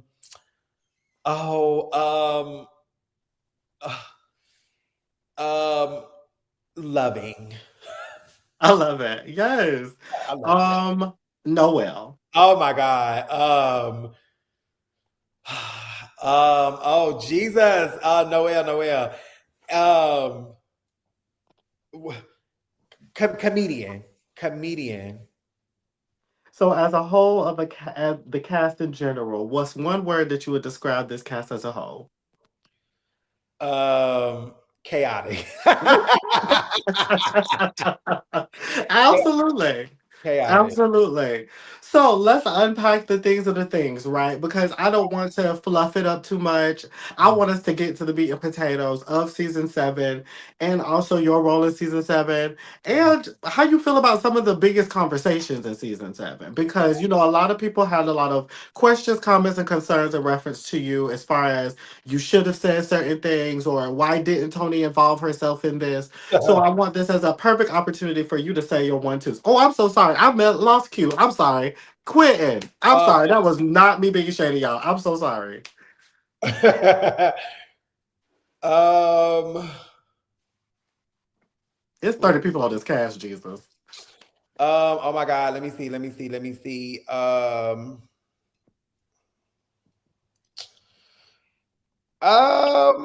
Oh, what is the word? Because so I'm trying to give people the words of like when I first met them at towards the beginning of the season before it got too crazy. So I Yeah. would say,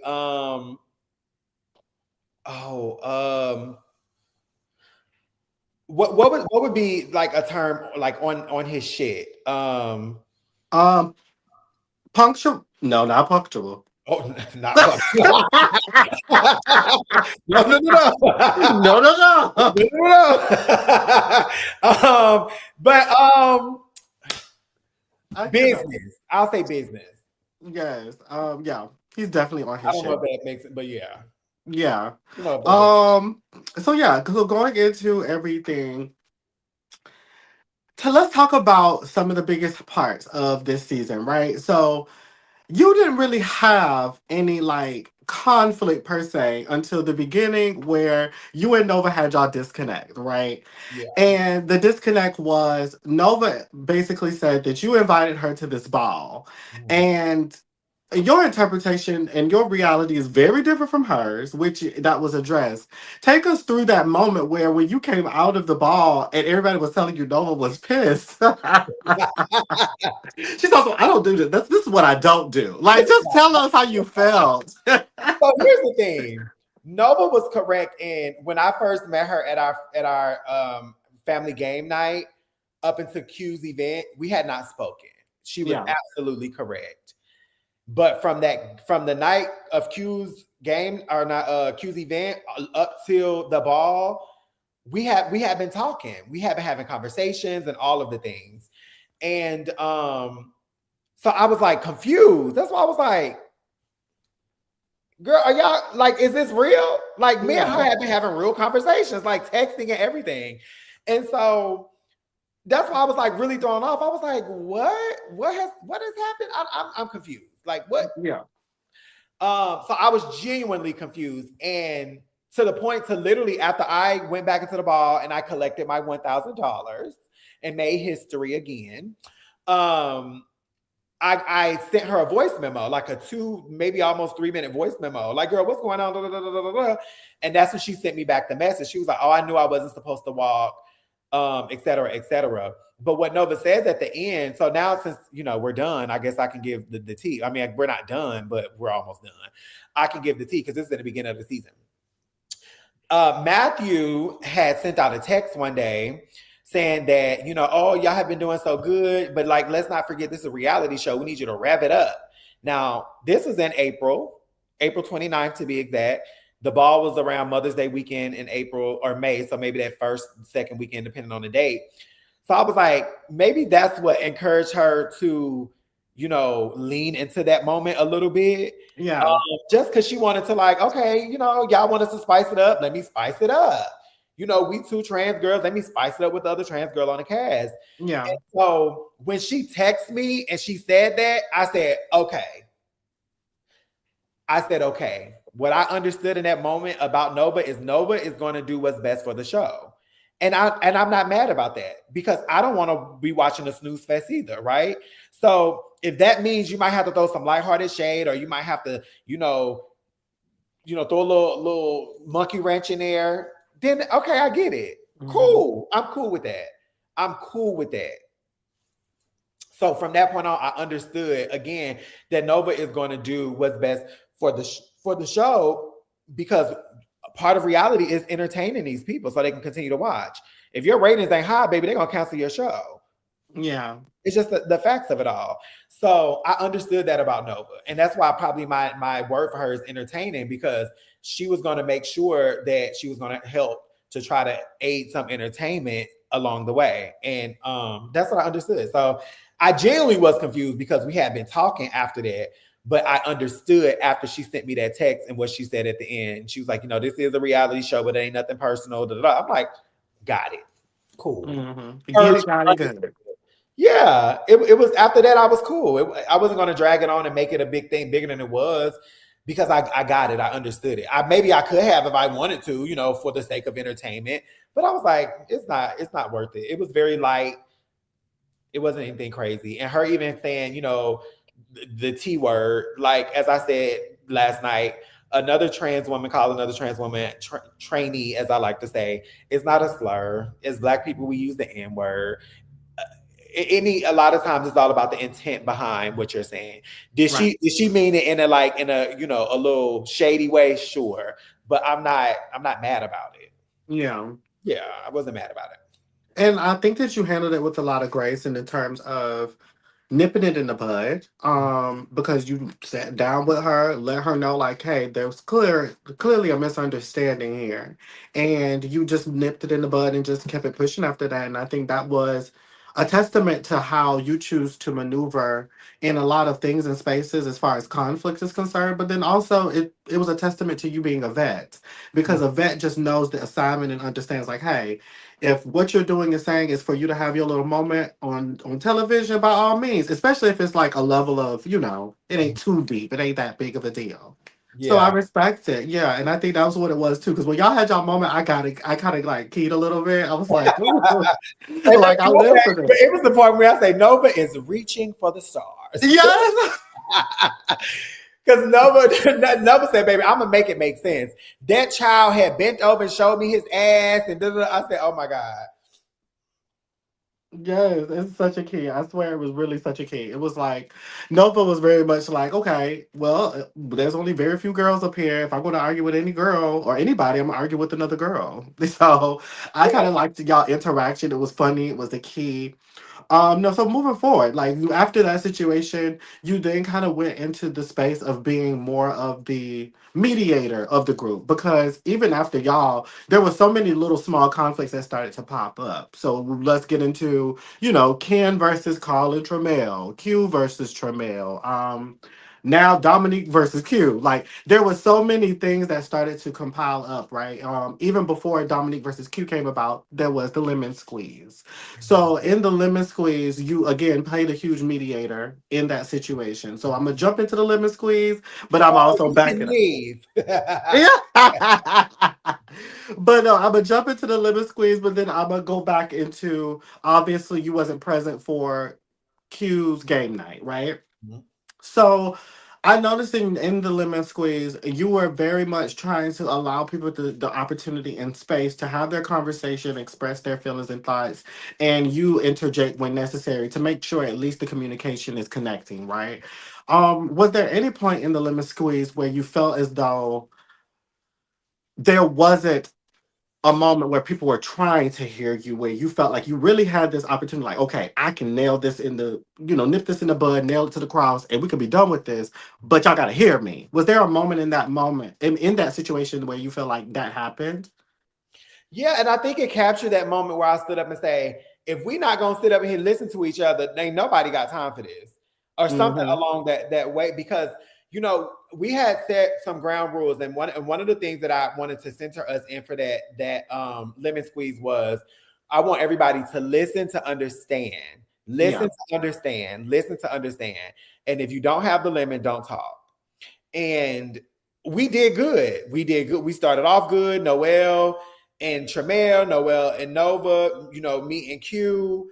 I think about that when it got to Carl and Q, and then of course Q, not Carl and Q, Lord, Carl and Kendall, and then Tramiel and Kendall. That's where it just went crazy. And like right in that moment is where I stood up because I was like, hold on, y'all. Like we are losing the plot here. We are losing the plot. If we're supposed to be here to resolve things again, let's all just breathe. Let's listen to understand. Because what happened after that? Kendall and Carl actually went out to eat and talked it over and found some commonality. And maybe we Yeah. could have had that in that moment had we just followed the directions, Yes.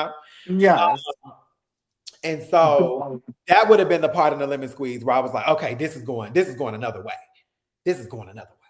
So yeah. Mm-hmm. Yeah, I feel that. And I think that you were definitely trying your best, child, in spite Oh, of. somebody had even said, wait, Tony just switched seats. What's going on? And I was like, yeah, Yes. I'm not at the head of the table. And then I moved around to the side, because like this is real moments. Like we're having a conversation. So I'm trying to navigate the space and be where the people are to make sure I'm bringing a calming energy that I hope calming, so where people feel okay to have whatever conversations, but also to be like, that's why I reached over the car and be like, Carl, don't touch me. Oh, hold on. Carl said, unhead me. I was like, oh my God. Because you can leave.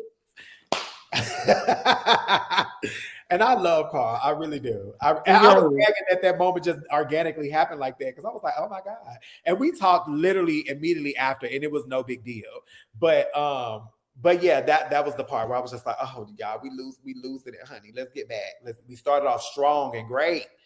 Yes. So, being that you were trying to mediate that situation, let's take it back to a moment where, unfortunately, you wasn't present for, which is obviously Q's game night. Yeah. And we can obviously we're going to get into the Nova and Alfea of it all. But even before that happened, we got, and people don't talk about it enough, but I live for it, Noel versus Tramiel. Oh, yeah. Baby, let me tell you something. Noel...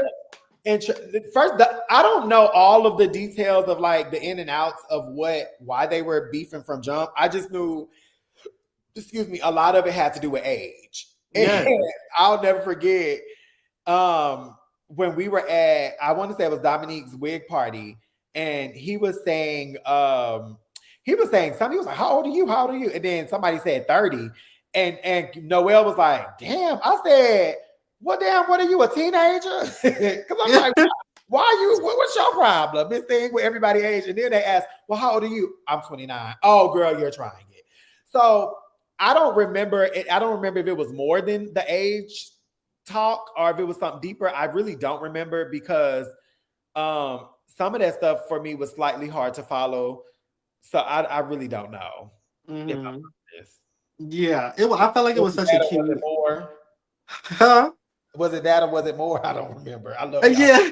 I love No, y'all. it was. I don't remember. It was definitely. It started off with the group chat stuff, and they had a disagreement in reference to like the age of it all or whatever. But we again to learn each other is to know like Noel Keys like that because he every time somebody brought him because if you remember in the first episode when he met with Dominique told him his age or something and he was like Yeah, damn like I yeah, think that's yeah, just his thing like yeah, and so I don't think at that particular moment in time it translated well for him and Tremel which yeah. resulted in the argument and disagreement and I would love your opinion on this because this was just something like off the whim, based off of just my little tidbits and research of it all. Do you feel like there was a choice factor as far as how people chose to receive each other in these situations? So, but I'm gonna give an example. Yeah, like let's say for instance the that particular moment, for example, would be the Noel and Tremel of it all. Mm. Once they got into it, do you feel like the people who maybe have already built relationships with Noel started to then have a certain notion and idea of Tremel? Like, and I'm not saying that to be true, of course. I just want everybody to know and hear it. I'm not saying that to be true, but do you think that could have also been a contribution? Um, I mean, maybe. Y'all have to forgive me. I just wasn't that invested in the that drama. I think the drama that I was mainly obviously was pulled into was obviously I feel and Nova. I mean, I will now this is what I will say. Um, are some people loyal to their friends to where if their friends are not messing with somebody, then they're not? I think some people are loyal to their friends in that way. Was this that case? Maybe, maybe not. I don't know. Hmm. I can't, really speak to what everybody's intentions are whenever they respond in the ways that they respond. So I really don't know. And this is not me trying to be politically correct because I'm really being honest. Like I really just don't know what the people was feeling and what the people were thinking. I still, as I call it, birthday gate. I still don't know. Tremel has sent me a whole voice memo explaining it. Ken has explained it at the reunion. I still am just like, maybe I just checked out of it. I don't know, but it just, I hate to say it, but I just don't know. I don't know what, I don't know. Yeah.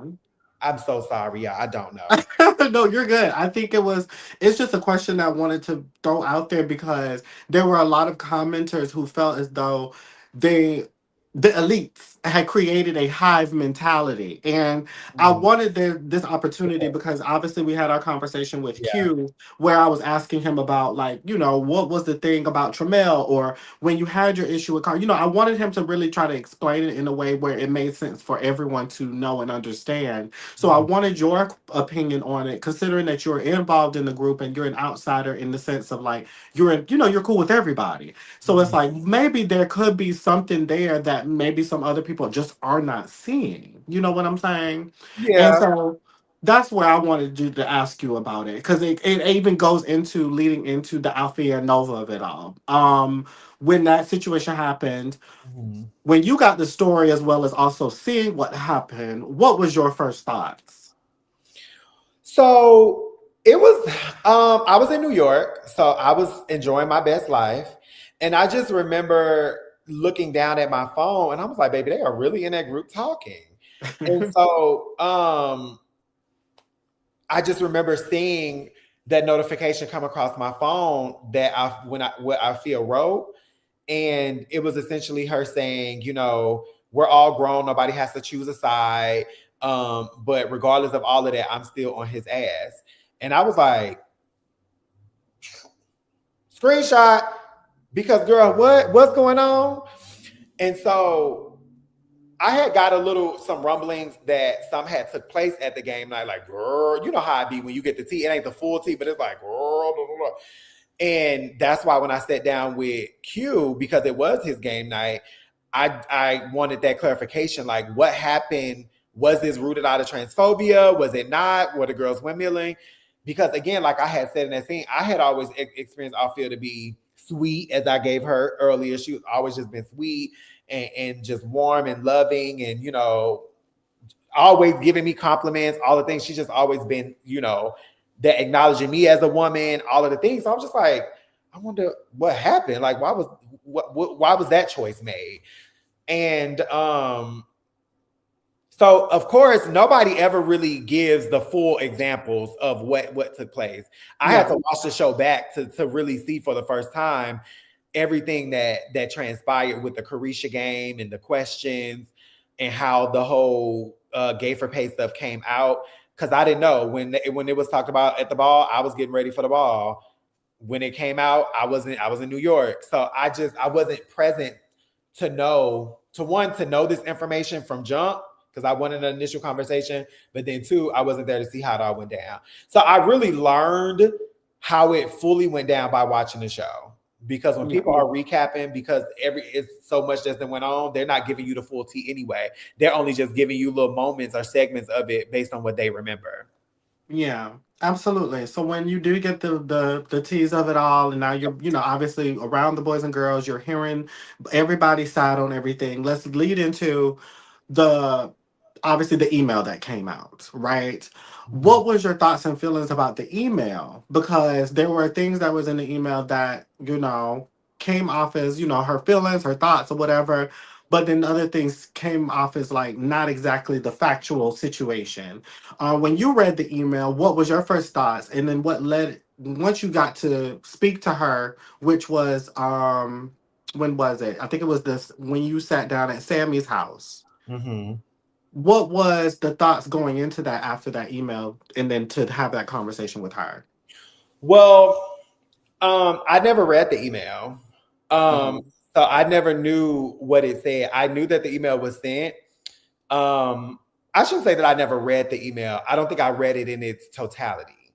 I knew it wasn't concerning me necessarily because I wasn't there based on what had happened. Yeah. But I knew that email made people feel away.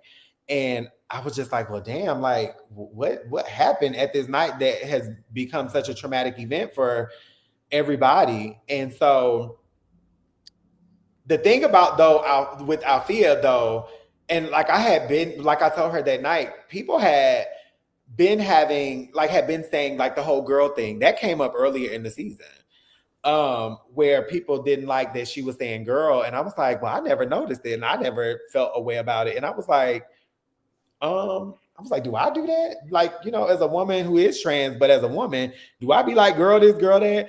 And I realized that I do that sometimes, specifically in Ballroom, because in Ballroom, everything is feminine. So it made me do some self-reflections that some people were feeling a way about certain terms that were used. And so I was like, damn, do I do that? So that's how I viewed that moment. But also, I just had to be real with her. I don't think nobody had been real with her up until that point about what their concerns were and as to why she was a part of this group. Because now I will say I have been advocating for her in a sense that, this show isn't, queers and trans chasing Atlanta, it's just chasing Atlanta. But I've been corrected that this is the LGBTQ series. And on the application, it says that it's the LGBTQ series. And I didn't even realize that or remember that. So, I'm like, okay, well, even still, even if it is like, she didn't put herself on the show, so somebody still had to choose her, even if she wasn't a part of the community in any capacity. So it's like, but I had to be real. Like, they feel like because you're not trans, because you're not a queer person, gay, lesbian, bisexual, what is your purpose here? Like, why are you here? And so I don't think up until that point, nobody had been transparent with her to say what it was, at least not to my knowledge, or not that I saw on screen. And I also feel like a lot of people were conflating her personal journey with being a single black mother and just quitting her job and trying to make her dreams come true. And they were conflating that with issues she was having on the show. And it was like, these are two different things. She can have drama and conflict with a person and still in her personal life be dealing with what she's dealing with. But I feel like people feel like, well, this is more so to the audience. People feel like because of what she's going through in her personal life, y'all need to go easy on her because of what she's going through. And I'm just like, and we'll get to that point because that's more so about the viewers and the narratives that they've been painting. But I just felt like I had to be real with her in a moment and tell her, well, these are the conversations being had, because nobody has said that prior, at least to my knowledge. Nobody had told her that. Absolutely. So Yeah. let's really, and with you saying that, because again, we're going to revisit it, the Alfie and Nova of it all, but I want to discuss the dynamics of that because you said that you felt like nobody actually came to her and really discussed or try to understand her placement and stance in this whole situation, right? Why do you feel like that's the case? Like when it comes down to it, we're all people of color. We all have a lot more in common than not, in my opinion. Why do you feel as though it was, I wouldn't even say difficult because I don't want to speak for the other people in this cast, but why do you feel as though there was this obvious disconnect amongst not even just Althea, but with the communication of feelings and thoughts amongst each other? Right. Because and that's another thing that I feel like people weren't really paying attention to too, because there was also Nova and Noelle, and about identity, and that's about how she felt like Nova's or Noelle's presentation was confusing to people and made people think that he was a trans person and that's how trans people represent. So like it was questioning why Althea was here if she wasn't a part of community. It was Nova feeling a way about Noelle's presentation before she got to know Noelle. I just think it was just a bunch of things that people were feeling, but they just weren't communicating them. Because even Nova, as she said, like she didn't communicate that until the lemon squeeze, that she felt a way about it because she had been felt away. But I have been saying I thought Noelle and Nova would have been a more interesting dynamic in terms of like having this conflict and finding resolution, because what that issue was like that's a real in community issue. Yeah. And so I think that was just more so what happens in mainstream society. It just happening in this little small world on this show about how a lot of times, cis women, a lot of times feel like trans women are coming in taking up too much space, and now trans women feel like non-binary people are coming in taking too much space because of their certain presentation. They feel like, oh, they're representing us and they're not. So you had that going on. You had them feeling like, well, why is she here? She's not a part of community. And I think those are the main two things as it relates to identity and just really identity and probably gender expression. I would say Yeah. expression. Yes, and just to unpack it a little bit, when you are saying in general that why is Althea be here, kind of unpack why you are saying this, or in terms of like what was the intention of everybody at least questioning that, because I think even in some viewers they're confusing the statement of asking a person what is your placement or intention of being in this space, right? I think they're confusing that with you're trying to explain yourself or try to convince somebody that you deserve to be somewhere. It's not that. I think, and again, I would love for you to answer it, but I think the intention of saying it is to at least acknowledge, considering that this is an LGBTQ based platform and you are not a part of the LGBTQ, what would be your reasoning for being on this show or being in this group, and how are you going to maneuver in that? So I think that Yeah. was my thought, but I would love to know what is your thought on it. Yeah, and I think so. I talked about this. Okay, so I talked about this in another way. I used an analogy of me being a Black woman of trans experience trying to pledge a Black Greek ladder sorority.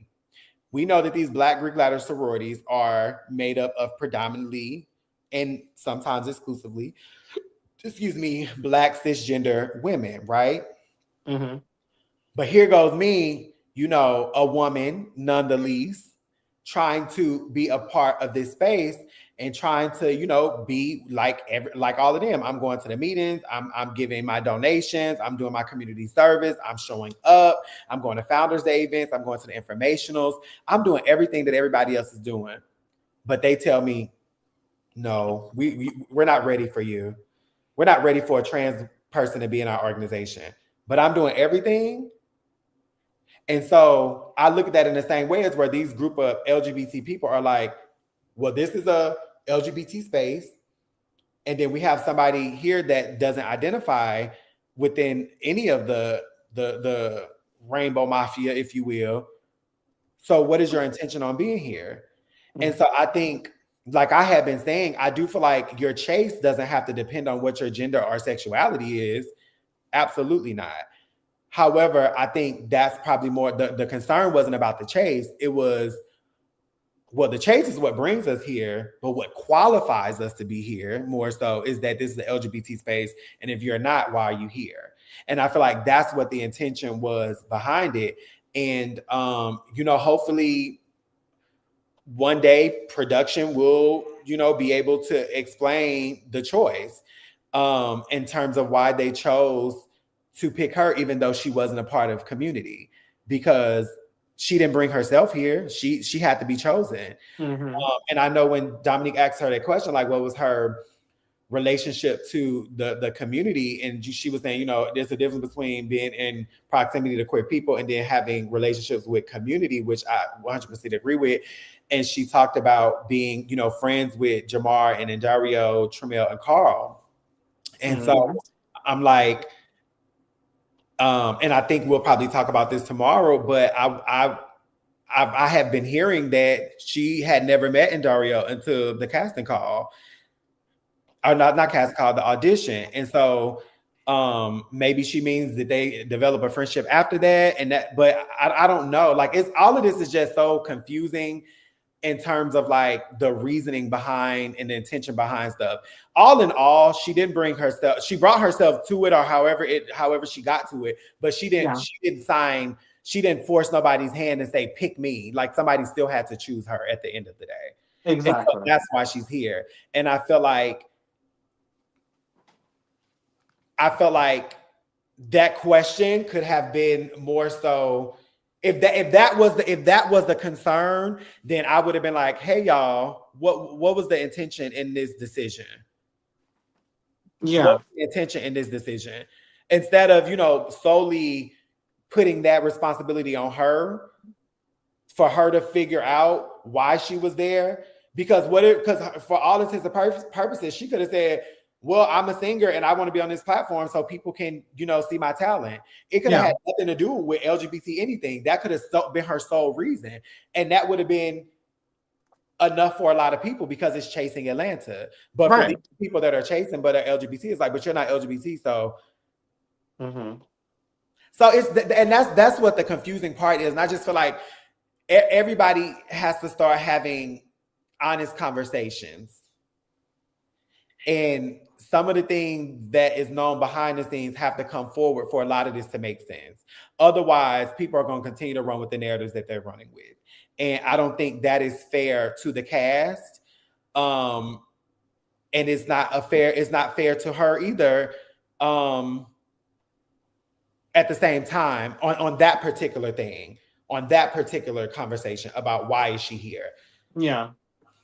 And so that's the thing too. It's like, I guess you could say,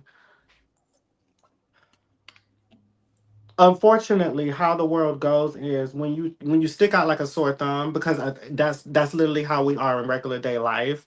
You're going to have people ask questions that may be uncomfortable, maybe can come off maybe slightly offensive, because people are like, well, why are you here? That can come off offensive, right? So I can understand that. However, it's, as we said here earlier, is that the intention is a big part of that. Like, if your intention of coming and asking somebody what was their purpose of being involved in this group or being involved in this platform, it's about the the way you bring it up, but also that feeling that you bring out of someone else, because a lot of people don't realize the impact of words and how we choose to present those words. And so I think that that's the biggest part. And I've always like felt as though when the everybody was asking about her being on this being her first, this is being her first show, because we're not even, let's take the LGBTQ out of it all. This Right. being her first show, um, I think she was just trying to learn and navigate how to work in this space in any capacity, right? And I think the sole focuses that people started to focus on kind of messed up the whole vibe for her, in the sense of like, okay, this is why I'm here. Like, I'm an artist. I see that y'all have a lot of artists on here. Hmm. JC, I'm listening. I'm finna go. I'm listening. I'm finna run and get my charger from my laptop so it don't die, and then I'm Yes, right back. But I'm listening. you're good, baby. I just had to grab mine too. So you good. But no, I think that that's what it is that people didn't really gauge that when they said those things, or when they actually like was asking those questions, it can come off a certain kind of way. So like an example would be the Dominique of it all, when he said, because I saw some people are saying about the culture vulture thing. I think his intentions of saying vulture wasn't in the way that it was received. However, again, we don't take in account the impact in which certain choice of words has. And so him saying that, it was kind of like, dang, what are you here for? Like, are you a culture vulture? It's coming off as that because of XYZ. And so again, I think we just gotta be a little bit more mindful on getting to know people and actually making a statement like, hey, I want to know, in what way and shape do you fit into this crazy world we call the alphabet mafia? Like, how do you fit into this realm? Because unfortunately, we go through the same things when we go into predominantly heterosexual or cis spaces. We end up having to, in a sense, somewhat explain why we're there. Like, who do you know? What is your pedigree? Do you have a resume? Like, we have to explain ourselves. You know Yeah. what I'm saying? And I think that that's the part of it where people don't understand, like, the difference in that. Like, you may feel as though, okay, Althea shouldn't have to explain herself for being a part of this platform, but I think none of us should have to explain ourselves on why we're in anywhere. You know what I'm saying? And that's all. When I wrote that status on my story, I was just like, y'all aren't equitable in how y'all feel about things. And a lot of times cis hetero people feel like they operate in this sense of privilege that they can be in any space they want to. And I just talked about this on my story, that y'all can be in any space that y'all want to be in, but when it comes to y'all spaces, it comes with conditions, specifically for us as trans people. Church is come with conditions. Yeah, you can be up in here, but you're gonna get delivered. You got to listen to this word that's condemning me every week. Yeah. Bathrooms are conditional. Yeah, you can go use the bathroom, but you got to use the one assigned to your sex. Oh, fraternity, sorority. Yeah, you can go be in a sorority, but you won't be in ours. You got to go create your own, because we don't want y'all over here. So when to us, it's always a condition with it. But when it's cis hetero people, it's like they just move with this sense of privilege that they belong and can be in any space. And I hate that for them, because it's not equitable. It's not equal either. And that was my purpose of saying that. Like, let me make something. Let me make it a little more relatable to y'all. That if individuals on this show had a problem with it, not me, because I don't. But if people had a problem with it, this would be why. And this also why it could be a valid concern for them. And so people need to know what Markel said. Tell myself, Tony, I know you ain't got your reunion outfit on. No, we're wearing all black. This is just my little round the house dress. Hello. Um, but yeah, like if that was a concern, then people have the right to have that concern, and it's okay. And for Althea, not saying she took it personal by any means, but let's say if she did feel a way, like, it's not for you to take personal. It's not really even solely about you. It could have been any cis hetero person on this thing. And somebody would have been questioning, well, what you doing here if you're not a part of the community? Like, it's okay. It's a valid question. And people shouldn't be mad that people could possibly feel this way, because I don't know that anybody felt that way. Or I don't know that all of the people felt that way, but I feel like some of the sentiments kind of came off like, well, why is she here, baby? She not trans, she not queer. Well, why is she here? And Yeah. so that's why, again, when we sat down, I wanted to bring that to her attention because I'm just like, I don't think nobody's really having this conversation with you. And because what I did understand about the email is she felt like people should have ran to her aid instead of Nova's. And I'm just like, well, if it's the fight, people got to break y'all up. Yeah. So somebody gonna run this way and some gonna run the other way. I mean, they went about. I wouldn't say if it's a fight because they didn't fight. But if y'all getting buck and people standing up and doing all of this other stuff, people gotta remove the people out the way. Yeah, they do. They definitely do. Just gotta move So people out the way. yes, so I'm gonna go into group dynamics a little bit more. Okay. Obviously this season felt divided at times. Did it feel that way when you were filming it? Yeah, for sure. It definitely Yeah. felt that way. It felt like, and let me be clear, sometimes I don't know that all division is meant with malice or is meant with I just want this to be a cool space without the drama tonight. Yeah, and I yeah, feel like that it's can vary. equality in division. Is division always bad? No. Because Hmm. I do want a space where we're not about to be arguing and fighting tonight. I just want to have fun.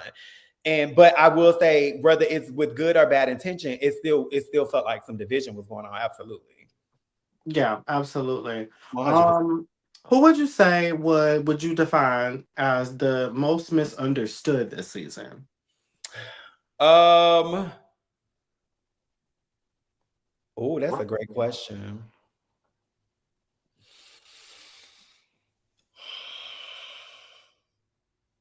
Oh, that's a great question. I would say it would be between Tramiel and Nova for me. Hmm. Yeah, it would be. Expand on that if you don't mind. Yeah, I feel like Tramiel because what essentially came out was they felt like him and Carl were two peas in a pod, and everywhere that Mary went, his fleece was white as snow. You know what Yeah. I'm saying? It was like it gave that they were two peas in a pod. And if they didn't want to be around Carl because they didn't know Carl and how Carl genuinely is, and they didn't want to be around that, then they were grouping Tramiel with that because they felt like if he went somewhere, Carl was coming. I'm like, these are two individuals, and I feel like y'all are maybe misunderstanding him in the sense that he is his own person. He is his own person. Carl is his own person. So I would say that. And I think with Nova, I think people didn't give her grace when she had emotional reactions and said certain things that didn't land well with people, but they didn't give her grace. And I think they chose not to give her grace, but amplify a lot of those things to ensure that she was the villain of the season. Because she was, but Yeah. to ensure that she was the villain. Like they wanted to make sure it was plain and simple that make no mistakes. She is the villain, and we're going to amplify it until we can't amplify it anymore. But I feel like she was misunderstood in the sense that a lot of that stuff for her wasn't that deep. It was just simply creating good TV so people can be entertained and having fun. And I've said this before. It's unfortunate that it happened the way it happened, but it happened. It did. Y'all watched. Now the way y'all received it was fucking draining, and I wanted it to end. However, I think, as I said earlier, she felt like she was just probably doing what was best for the show, creating, drama, some entertainment. Like I said, they wanted us to spice it up a little bit, and she answered the call. Yeah. With me. She did. It definitely started with you, honey. Warming up. She was just warming up. But like I said, her, so. Yes. So of course, let's go ahead and unpack it further as far as Nova's actions within the season. There obviously is this running conversation that here we go. Okay, that plenty of people did not hold Nova accountable. I want your opinion on what is the definition of accountability to you, Mm-hmm. And also, what was your stance in the overall lack of accountability conversation? To me, accountability is about perspective. Accountability to me is that, okay, JT, this is what happened, but let me give you some perspective on what decisions you could have made a little different. So, I've said when all of that happened, it happened, but everything that happened after that was a choice that was made.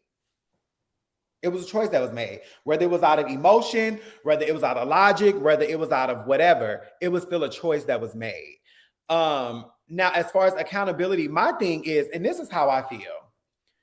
When Afia wrote the text and said I'm on his ass, I read that and I gagged. One, I gagged because I hadn't experienced her in that way, right? And two, I thought, well, I'm a trans person, and so I'm like, you know, a lot of times when Black cis women get mad at trans women, what are we? We become he, hims, we become men, we become all of that. So that experience was nothing new to me. But what I was conflicted about was like I hadn't experienced her. I've always experienced her as a sweetheart. And so now I'm reading this and whoa. So I'm like, if I didn't say, Althea, what is this about? Why did you say that? What's going on? Why then would I go say anything to Nova about what she said? If I didn't hold one accountable, why am I holding the other accountable? And that's exactly how I feel. And I'm standing on that. mm-hmm. And every time people has talked about this, well, you can't tell somebody how to respond. Correct. But you can't tell somebody how to respond to the response either. Yeah. It's going to be a bunch of foolish responses, and they're all choices at the end of the day. Everybody made a choice. Yeah. Everybody made a choice. Whether you agree with it or not, everybody has made a choice in this dynamic. Everybody has made a choice. Period. Mm-hmm. Y'all, Althea made a choice to talk about a story that she told production she didn't want on the show.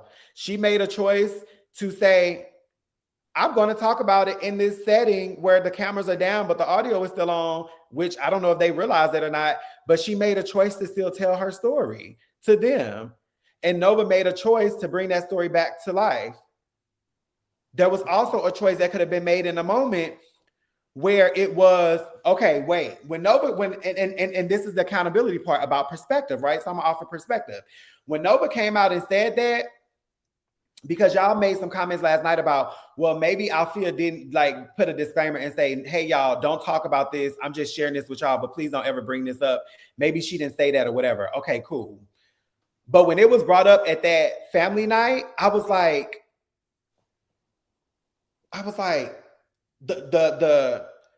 there could have been a choice of, hold on, pause, cut the cameras. Production, I told y'all this is not something I wanted to talk about.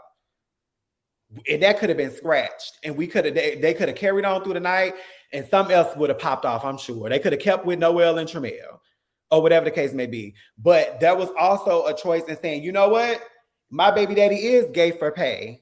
Mm-hmm. And then we went through the season of this, so it's like I don't care what nobody says, whether it's emotion, whether it is logic, whatever it is, a choice was made. Yeah. A choice was made. Mm-hmm. So what do you think the vitriol and confusion comes in? Because as we were saying, choices were made between these two women. They disagreed. They threw shots. It got real negative, Mm-hmm. and things went left as we've seen it. As far as the viewers are concerned, why do you think that this particular dynamic hit so hard that the way that it did? What do you think is your opinion on this? Because a lot of cis women don't see us as their sisters. They don't see us as women.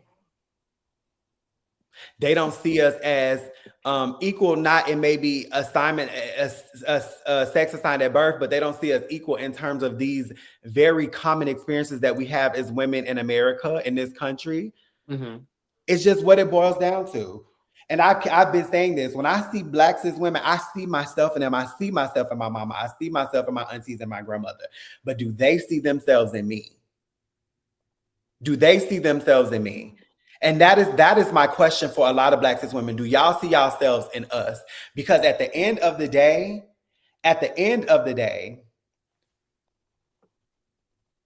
when you don't see yourself in us, there will always be that division. And so that's why a lot of times when some of these conversations was coming up with Nova, I felt like they were very much so rooted in microaggressions. Not that, hey, shout out to you, Countess, thank you. Yes. Hey, Nova, you don't want to do this because you want to think about what you're doing in this moment, and if you're going to watch this and be proud of what you're doing, not who you're doing it to, but what you're doing, period. Instead, it was, hey, boy with a wig on, you're offending this black cis woman mother with a child. You shouldn't do that to her because the world is watching. You weren't concerned about her brand and her image and how she was representing herself. You were worried about who she was engaging with. Yeah. And y'all not understanding that. Y'all not understanding it. And why would you be that concerned about it? You'd be that concerned about it because y'all don't see these two girls as women battling it out. Y'all see the big bad trans woman beating down on the black cis woman that can't defend and protect and need protecting and all of this. That's the narrative that y'all created. That's the narrative that y'all created. This lady has told y'all she didn't feel left out. She showed y'all that she ain't nobody victim. Because when she stood up and said, my baby daddy is gay for pay ho, she stood up and she was big and bad. So who is protecting from what? This is reality TV is a sparring match. Mm-hmm. This is not baddies. This is not Zeus. Nobody's going to raise their hand. Nobody's going to hit nobody. Nobody's going to do all of that, period. Yeah. Mm-hmm. And furthermore, let's talk about that. When we are kids, what I don't know about you, JT, but when I was little, my mama said, if somebody hit you, you hit their ass back. Hit them back. You start it, you finish it. And that was not gender specific. So even the microaggressions around, oh, she's a black trans woman, you can't hit a black cis woman because you're trying to say she's a man. You're trying to say she's a man. Mm-hmm. And if y'all don't understand those undertones and what y'all are saying, then y'all are making a choice to misunderstand. Y'all are making a choice to misunderstand all of it. And that's what's been so frustrating to me is because, like I said, if I didn't hold one accountable, why am I holding the other one accountable? Yeah. Why am I holding another one accountable? And everybody has accountability in what has happened. Everybody could have made a different choice. Mm-hmm. Everybody could have made a different choice. So this whole Nova hate train, it's crazy. It's crazy to me. Because, and the gag about it is, as we stand here present day, the person that needs the most protecting is motherfucking Nova. Why? Because this lady is literally dealing with people that are coming in her comments and her DMs that are threatening her. This is a public comment under a post that said, if I seen her in public, I will pow her. What the fuck? Over a reality show, over some shit that ain't got nothing to do with you? That is crazy to me. That is absolutely crazy to me. Mm-hmm. That is insane to make it that deep that somebody had something to say about. First of all, how I feel is I don't understand how somebody else's story is being shared in this capacity anyway. Because yes, that story impacts you as a person, you know, as a parent, as a person that was in a relationship with them. But now it's being on this platform where we don't know who this man is. So we don't know this man from Adam. So we don't know who's being talked about. We don't know who's being talked about. But people in his personal life, they if they didn't know, they know now. They know now. But again, choices were made. If you have reality TV, if this is a reality show and you have a gun, the gun is the conflict, right? We don't know who is the gun is going to point at, right? Yeah. By you telling that story, you gave somebody bullets. And then the other person shot the gun. Mm-hmm. Because she would have never known any of that. She would have never known any of that. So it's just like, we have to take accountability for our actions and what we did. And for me, when y'all are asking, well, why did you say it? And when she says like, oh, I was trying to relate to community about OnlyFans, what they got to do with us? I don't do OnlyFans. There's no relation in that to me. Yeah. But we both women. We can talk about anything. We can talk about child, girl, dating. We can talk about motherhood. I got chosen kids. But that just wasn't the way to relate to a bunch of people that you didn't know yet.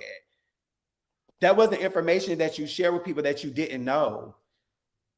It just wasn't. And again, Nova is creating good TV for people.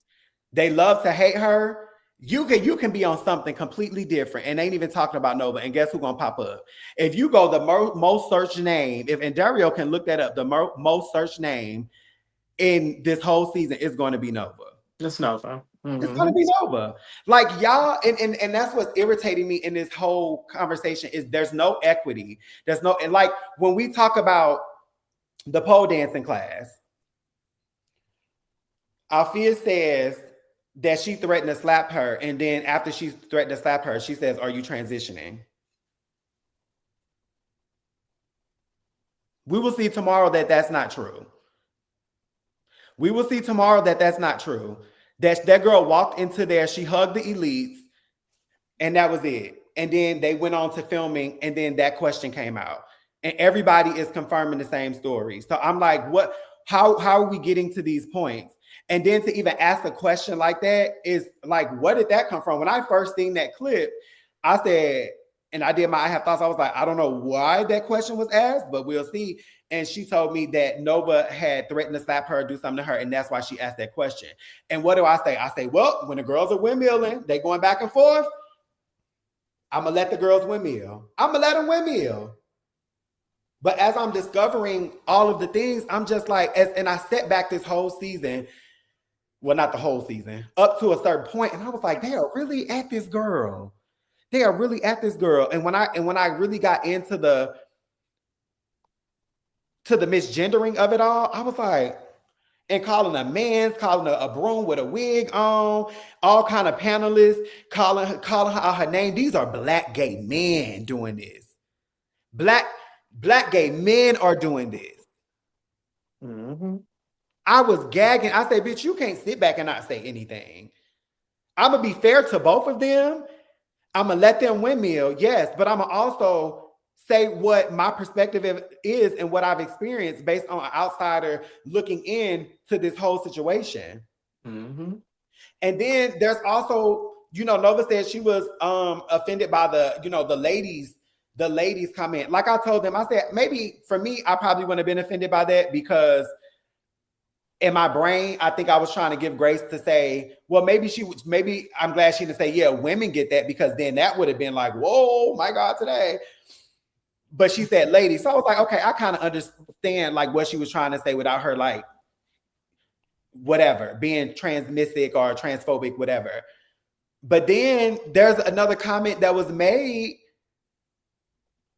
that we'll see tomorrow too, that kind of doubles down on that. So I'm just like, no, Alfia, what is going on, girl? Yeah. And I'm trying not to give too much away for tomorrow, but it's just like, it's gonna be a few questions tomorrow. It's gonna be a few questions tomorrow. It really is. It just really is. It really is, because it's crazy to me. Yeah. It's crazy to me, and quite frankly, I'm tired of it, and I'm not going to continue to walk on eggshells about it. I'm not going to shuck and jive for a community that will call me a man in a heartbeat. I literally looked under the comments of my video on YouTube, and somebody said, "Bye, boy." Bitch, where you see a boy at? Where? Not here. Oh, okay. So it's like y'all will do that to any one of us at any point of the day. And you think I'm gonna walk on eggshells and not say what the fuck I want to say about what I need to say? Because a lot of my smoke this whole season has been with the viewers. It hasn't even been with Alfia and Nova. Correct. It's been with the viewers. But I feel like what has happened is the viewers has painted this narrative, even when she has said otherwise on the show. But because they painted this narrative, I feel like she has leaned into it, and now here we go. Because even last night on the show, I feel like y'all did a great job at humanizing Nova and her experience.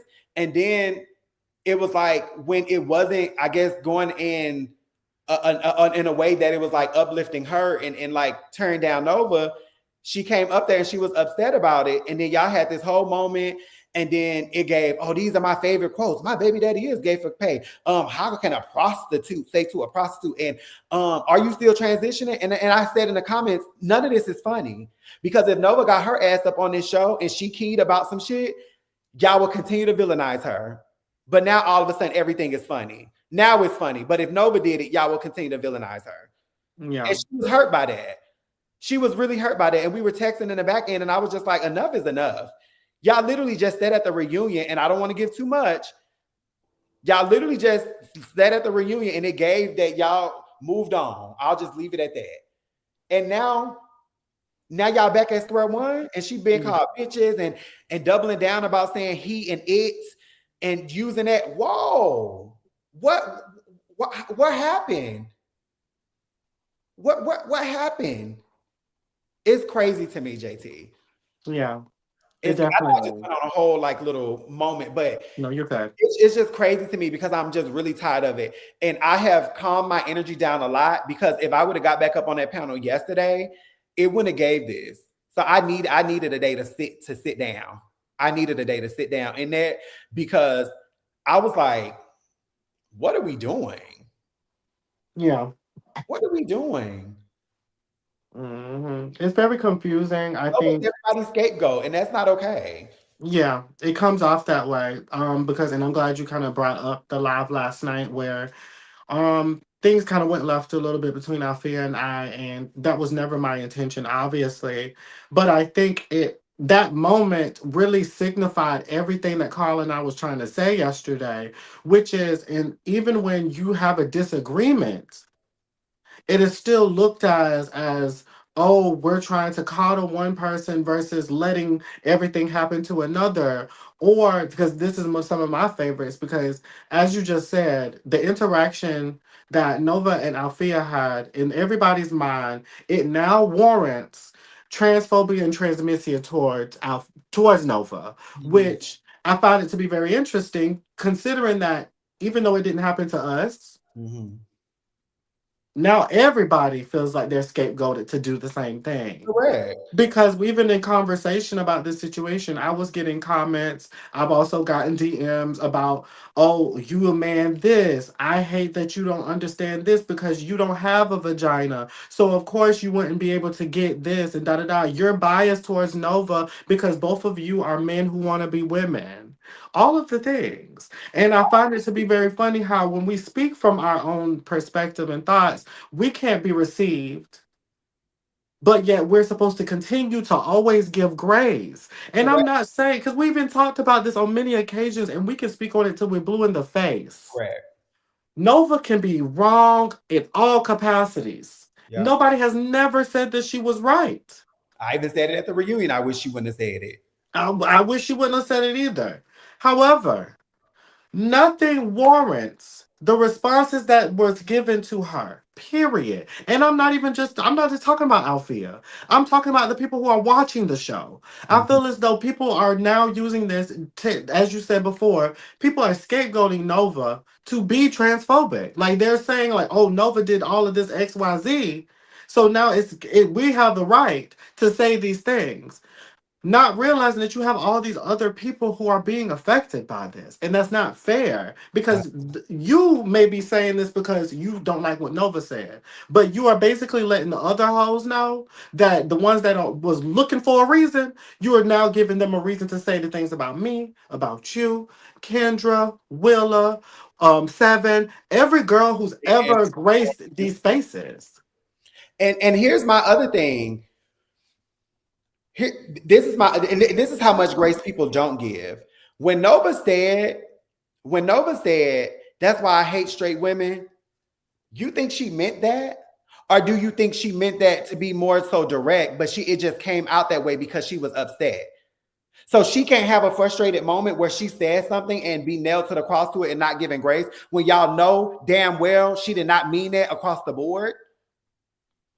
She didn't mean it across the board, and y'all know that. But y'all didn't want to give her grace for it because y'all wanted to hate her. But the world says Althea had every right to respond and call her he, him because of what Nova did. And she should be given grace because she was upset. That's what I'm talking about. That's not fair. When Nova cried, and when Nova cried, and Q and Sammy was like, consoling her. Oh, they're coddling her. Those are fake tears. Girl, what? Mm-hmm. Those tears were real. We were there. That was a genuine moment. I can't say that everybody's tears are real, but that was a genuine moment. It was. Like, that was genuine because she really went through some shit. She really went through some shit, but y'all wanted to say, no, it wasn't real, honey. It wasn't real. Oh, those are fake tears. Like, y'all decided to give grace when y'all wanted to and not when y'all didn't want to, because it carried the narrative that y'all wanted to paint. And I don't like that. And like I told y'all, bitch, y'all can hate me until Jesus allegedly come back. And I'm still not going to give a fuck. I'm still not going to give a fuck. It's just not going to happen. And that's probably half of the time why I don't say much, because my perspective is always going to be, I'm going to always see it from all sides. I'm never going to be a one-sided ass bitch. I'm going to see it from all sides. Now, what side I align with the most will be the side I align with the most, but I'm going to see it from all sides. Right. Y'all chose not to give that girl grace because y'all wanted to make her the villain, but y'all gave grace when, because it helped y'all paint the narrative. Mm-hmm. As I said earlier, what Althea was going through in her personal life is separate from what she was going through. Not necessarily that it's separate, but it's she can't have any conflict on the show because of what she's going through in her personal life, and that's not true. Everybody was going through something in their personal life. Every damn body. Mm-hmm. Just because some of us show it a little different than others, that don't mean people not going through nothing.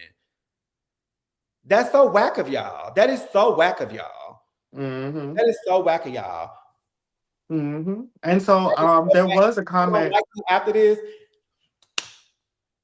So be it. So be it. But there was a comment that came about last night, and then I kind of saw some of it tonight. I can't remember who said it. So if you still here, say you said it. Okay. But somebody basically commented, and they felt as though that with the streets making these nasty remarks and creating these narratives of what the situation may be, some people may have felt like Althea was victimizing herself in the process of also being portrayed as a victim. Mm-hmm. Where do you think that comes from? Because in my opinion, I felt as though there are times where, like, say for instance, like, people are reviewing the show. So if somebody's reviewing the show and somebody is saying like, oh my God, JT and Tony got into it so bad in this episode, but we're in a good place, right? Mm-hmm. In real time. Right. In real time. So in my head, I would be like, I'm not going to dog you out when I know for a fact that we're in a good place. But because the people are saying these things, and they're basically saying that I'm the victim in whatever me and you got going on. Yeah. Instead of me acknowledging that we're not in a good place, I'm going to say, "You right, girl. Yeah, she had me fucked up. Fuck that bitch." Right. You see, what does that do? Yeah, it kind of comes off as like reigniting the issue, and that's just my perception based off of what was being said. So, what do you think is why people feel as though Althea is victimizing herself, and also why the people are victimizing her? Because they have painted her, because they've conflated her personal story and struggle in her real life with, she's already going through this, and then here you come with all of your shade. Mm-hmm. But this is a reality show, so shade is necessary. Right. Like, shade is necessary, and if you're not ready for it, then you can't be on the platform, right?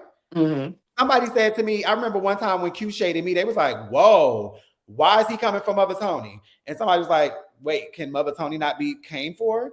And my response was, I absolutely can. I can be shaded, I can be red, I can be all the things. I'm on reality TV, darling. Mm-hmm. Whoop-de-doo. But also, let me say this. Throughout this show, I would check in on Althea and Nova. How y'all doing? Y'all feeling all right? And I mean, when I would talk to Alfia would be so positive about it. She was like, you know what? You know, it is crazy, you know, everything that's happening. She was like, but all in all, I think it's, you know, it's creating good conversations, necessary conversations that are needed to be had. And I'm like, yeah. Well, if they were equitable, yes, but it was always like positive about the experience on the show. But then when we get on these panels of people, and when everybody is affirming and when everybody's painting this narrative, and then they want to get on these panels and affirm it, I felt like she leaned into it.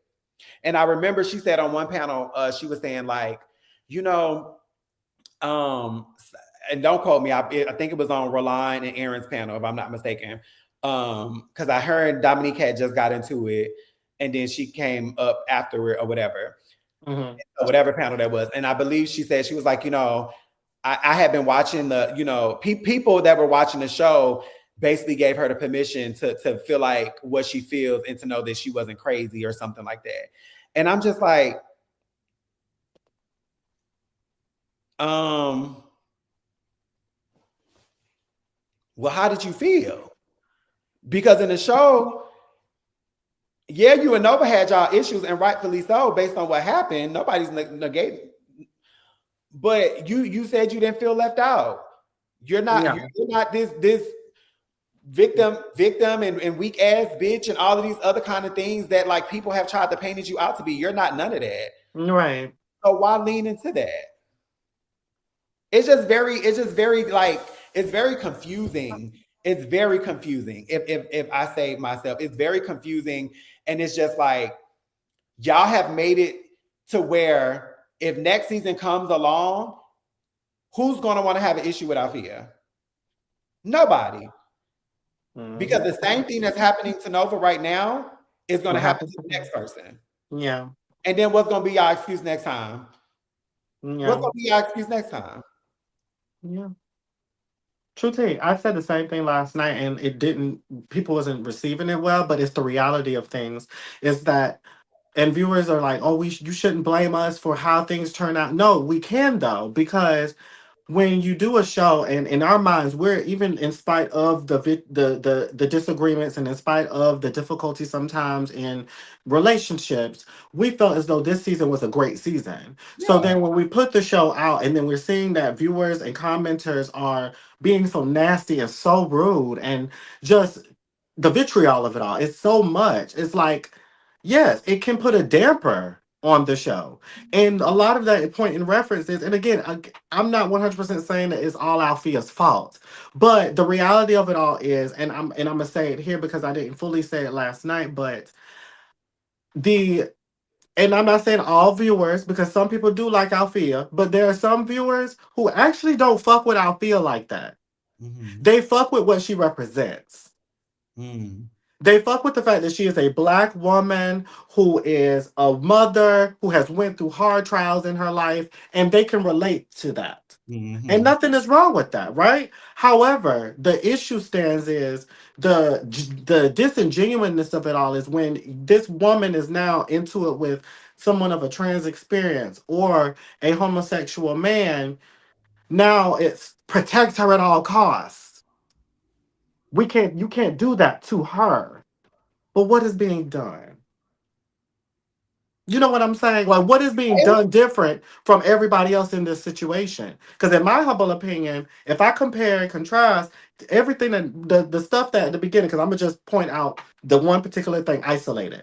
When Nova brought up Alfia's baby daddy, in that situation, compared to the things that everybody was saying about Tramiel,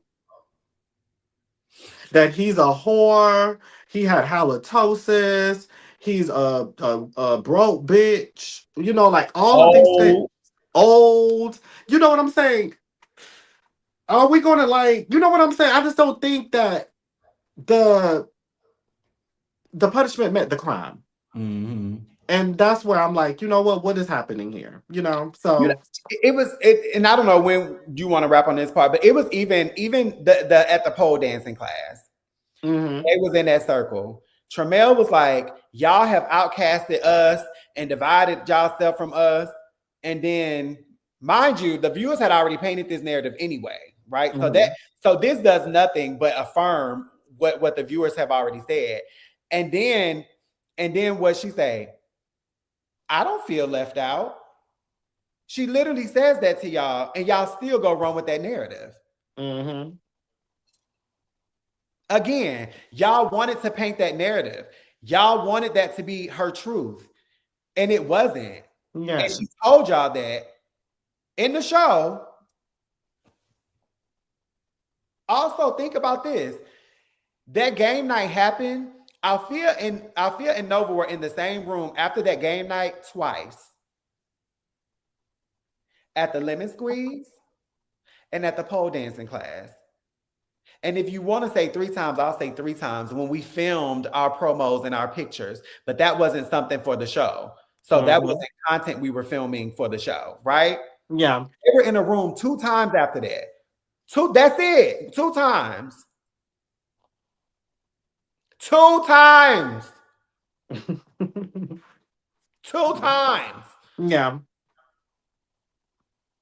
In 11 episodes, after that one episode, they were in two scenes together after that.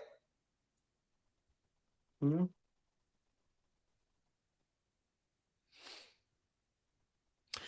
But you know, we're crazy and delusional, so Yeah, and bias. Let's not forget bias. biased.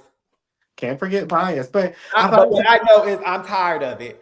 And yeah, bitch, as long as I got breath in my body and I'm on this platform, I'm gonna talk about it. And that's just that on that. yeah, That is just that on that. Y'all need to stop trying to victimize her and make her out to be this victim because she is not none of that. Nobody is a victim in this damn show. Nobody is a victim in this show. No, not a single soul. mm-hmm, yeah. But wasn't, hold on, correct me if I'm wrong, but wasn't Such gone from filming 3 weeks or a month? I don't know who you talking about, Althea? I think so. I think because she was gone for a period of time. Because that was after everything happened at the game night. Her and I had a conversation, Mhm. which I'm always bring that up. Her and I had a conversation that she said she wanted to, take a step back, and she had to figure out what she wanted to do. I even also expressed to her that one of the things that could happen is, once everybody get calm and everybody get their mind right, her and Nova should have had a one-on-one. I told her that, and I told Nova that. Mm-hmm.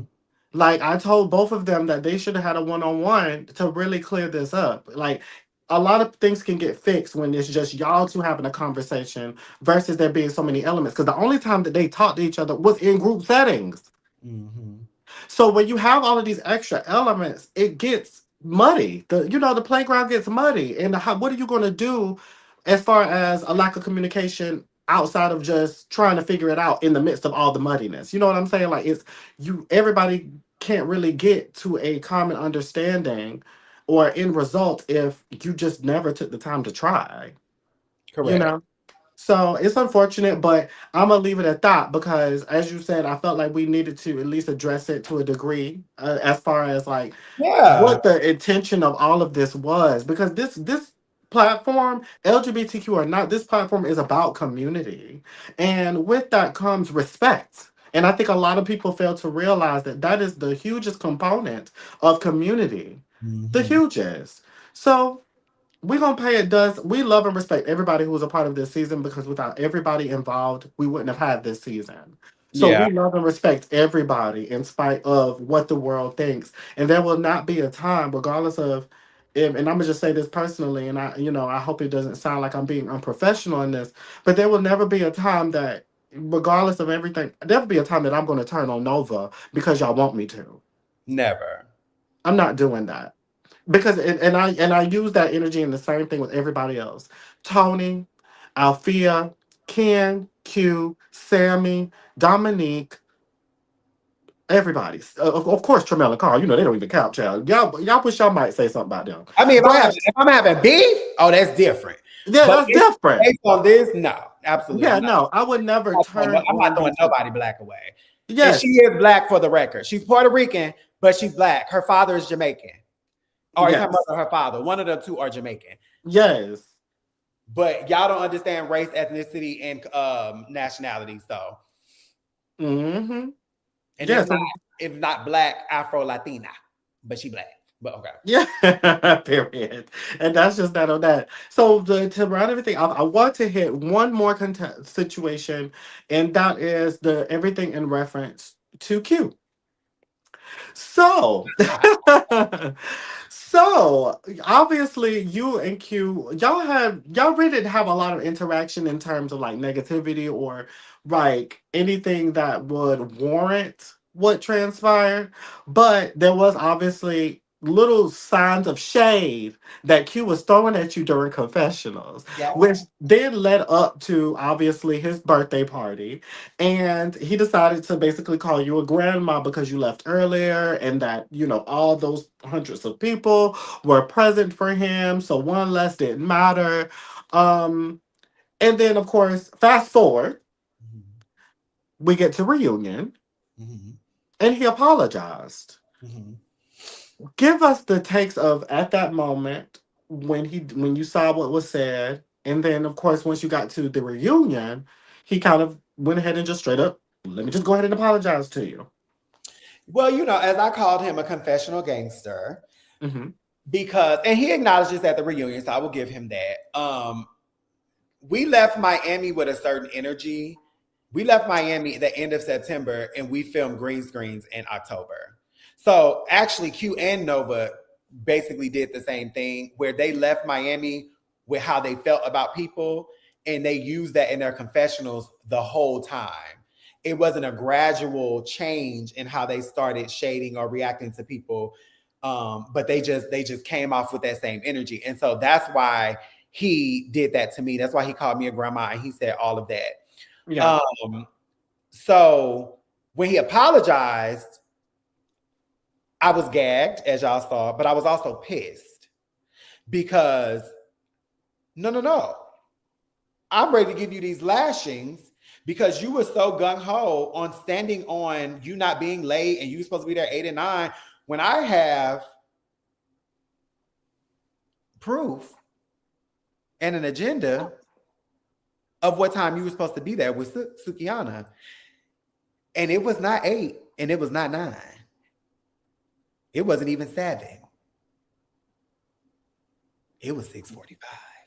However, and then all of the things you were doing in the comments and like going back and forth with people and like really standing 10 toes down. How was I late? My call time was 8. That's not what the agenda said. That's not what the agenda said. Mm-hmm.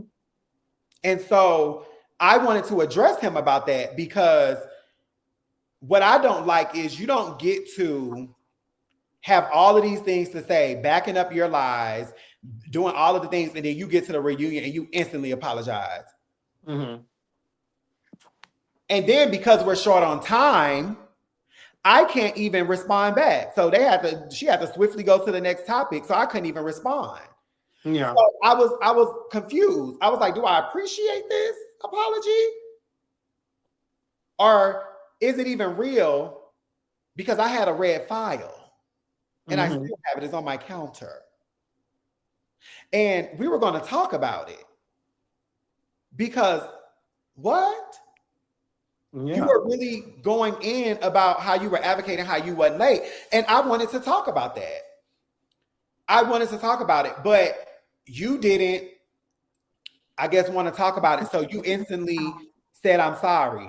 So even to this day and at this moment, I was like, was that a manipulative moment to hurry up and apologize? So all that I had to say, I couldn't say because you apologized. So it would look like you apologized. And then here I am still about to let you get some of these lashings, but then you apologize. Yeah, so, I was going to ask, do you feel as though it was a tad bit disarming? Yeah, like I was like, as y'all seen, y'all didn't see it, but my red file was sitting right on side of me. The whole time it was behind me. And then when we got to that segment, I put it on side of me so I can gently open it and hand out my copies. But then it was instantly, I want to apologize. Huh? I was confused. Yeah. I want to talk about it. And we still didn't even get to talk about Miami, which I'm sure we'll talk about tomorrow. So I was like, Yeah, it was a little conflicting. It was a little conflicting for me because I wanted to receive it as genuine. We even went outside, and when we were outside, you know, we kind of lingered out for a long time. And I just noticed he was at the very end of that long ass driveway. And he was at the end of that driveway for a while. And I was like, why is he like just at the end of the driveway? And as I am leaving Dominique, I'm walking down and I'm like, I see him out of my peripheral and I see him like walking towards me. And I say to myself, I said, he about to come over here and say something to me. And so he was like, Tony, can I talk to you? And he was like, well, I just want to apologize. I was like, he was like, because he didn't know that he hit me in my knee with the phone. And I was like, well, Q, you didn't know because when you see red, you don't care what you're doing. You don't care what's going on. You just see red. I said, and that's just not okay. So I didn't appreciate that. I said, also, Q, what you have to stop doing is if this jail shit is so traumatic for you, you have to stop saying, bitch, I'll go back to jail. Because he didn't do it once. He did it twice, at least that we saw. He did it at the pole dancing class with Tramiel, and he did it a second time in Miami with Tramiel. So I told him, I said, you have to stop doing that because when you say this and you do this, people are going to look at it and be like, nah, baby, I don't know. I don't know. And I literally gave him that nugget because I told him, I said, Tramiel was about to dig into your ass. He was about to get you. I said, but we were short on time. But Tramiel was about to get you. And I told him this. And like I told him, I said, Q, what happened in Miami? I said, it wasn't anything for me to hate you about necessarily. I don't hate you. But it bothered me how you responded and acted towards the Black women that you were so, well, let's be clear, because you were advocating for one. You weren't advocating for Nova. But you were so advocating for Black cis women because, you know, your mama is Black and all of this other stuff that he said in that clip. Why are you treating the girls like this? Even talking about Althea. I mean, not talking about her, saying how he addressed her on the phone. I wanted to talk about all of that. But we didn't get a chance to because we were short on time. And I feel like those apologies, it was like, well, since we didn't get to, I'll just apologize and we can leave it at that. I don't know that I'm okay with that. I feel like I still want to talk about this and unpack this. Because none of that was okay. Because whether you apologize or not, you can't go into another season not holding yourself accountable for what you didn't do. Yeah. You were late. We were late to the Fab event. It took hours. Me and Dominique was sitting in a car for a long ass time. And then we got up there. We were sitting in that outside room for a while. Q, you were late to the photo shoot that I came and talked to you and had a conversation with. You were late. Me, Dominique, and Jamar were just sitting there. I mean, Dominique, me and Dario and Jamar, we were sitting in our cars waiting for you to get there. And then when you got there, I had to wait for you to get changed and set up and take a few pictures. So I had to even further sit outside in my car. And then we get to your birthday event and you're late to this. I've had it. I'm done. I gotta go. Yeah. I gotta go. And then people, and what's also irritating to me, everybody, oh, Toni always leave and she just nag and she started to irritate me. Shut the fuck up because y'all don't film this motherfucking show. And y'all don't see when people show up. And bitch, my time is precious. I don't just sit around and wait for a camera to come out so I can be on camera. No. When you have an event and you decide to invite production to that event, now you have to be held accountable for production and your castmates. Because as I've said, if you weren't on this show, I wouldn't know you. You wouldn't know me. I wouldn't be at nobody's birthday party waiting for hours. So you're held to a different standard when you invite production, you make this an event. Period. And then you gave excuses as to why you were late because you wanted to work and all of this other stuff. That ain't got nothing to do with me, boo. And that don't make me want to hold you any less accountable for your time management. No, not at all. No shade. No shade at all. Not at all. So that's how I feel. And then it was like one day, the day of the last episode, he created a group chat and was trying to invite people to some event. And I was just like, well, this is weird because the last episode ain't even came on yet. Yeah. I know you about to act an ass in this last episode. And you know it. So why you creating a group chat acting like we all friendly? No. So then what happened? Kendall made a long message in it and said, you know, don't add me to no more groups. I said, you know what? I agree with Kendall. Don't add me to no more groups. And I left. Dominique had already left the group because no, we not at this place. This show ain't done yet. We still got a part 3 to film tomorrow. We not kumbaya yet, boo. We not there yet. We not there yet. We gotta wait. We gotta wait. We gotta wait. Let's hold our horses just a little bit. We not there yet. Now after tomorrow, based on what tomorrow gives, we'll see. But there's things we got to talk about because I wasn't. Thank you for the apology, but I'm just not okay with not holding you accountable because you really was going in them comments and you really was painting narratives somehow I got in free. We all got in free. I don't drink, so I didn't even drink. It was hot. My whole body was out and I was still hot. There was no entertainment. Somebody got on the mic for a little bit. There was no entertainment. We were all outside. It was sprinkling. Baby Nova said her lace was lifting up. Baby, she had to go. We got to talk about that because that's not okay for you to double down on all of that shit in them comments and then we get to the reunion and you just instantly apologize like that. That to me gave very like, no. Mm-hmm. And like I said, we definitely didn't even get to talk about Miami at all. So I'm pretty sure we'll talk about Miami because also with Miami, there was a lot of stuff that happened with Miami. And I think I've already said this, so it's not news. My Instagram was disabled at the time, so I knew nothing. I had the itinerary that we was going out to eat and all this kind of stuff. I didn't know there was a dress code. I didn't know there was extra fees for the yacht. Mind you, the yacht wasn't even booked until the day of. We were supposed to have a private room at that Rosa Negra restaurant. Mind you, we walk in, it's in the middle of the restaurant. We were supposed to have a private room so we can talk.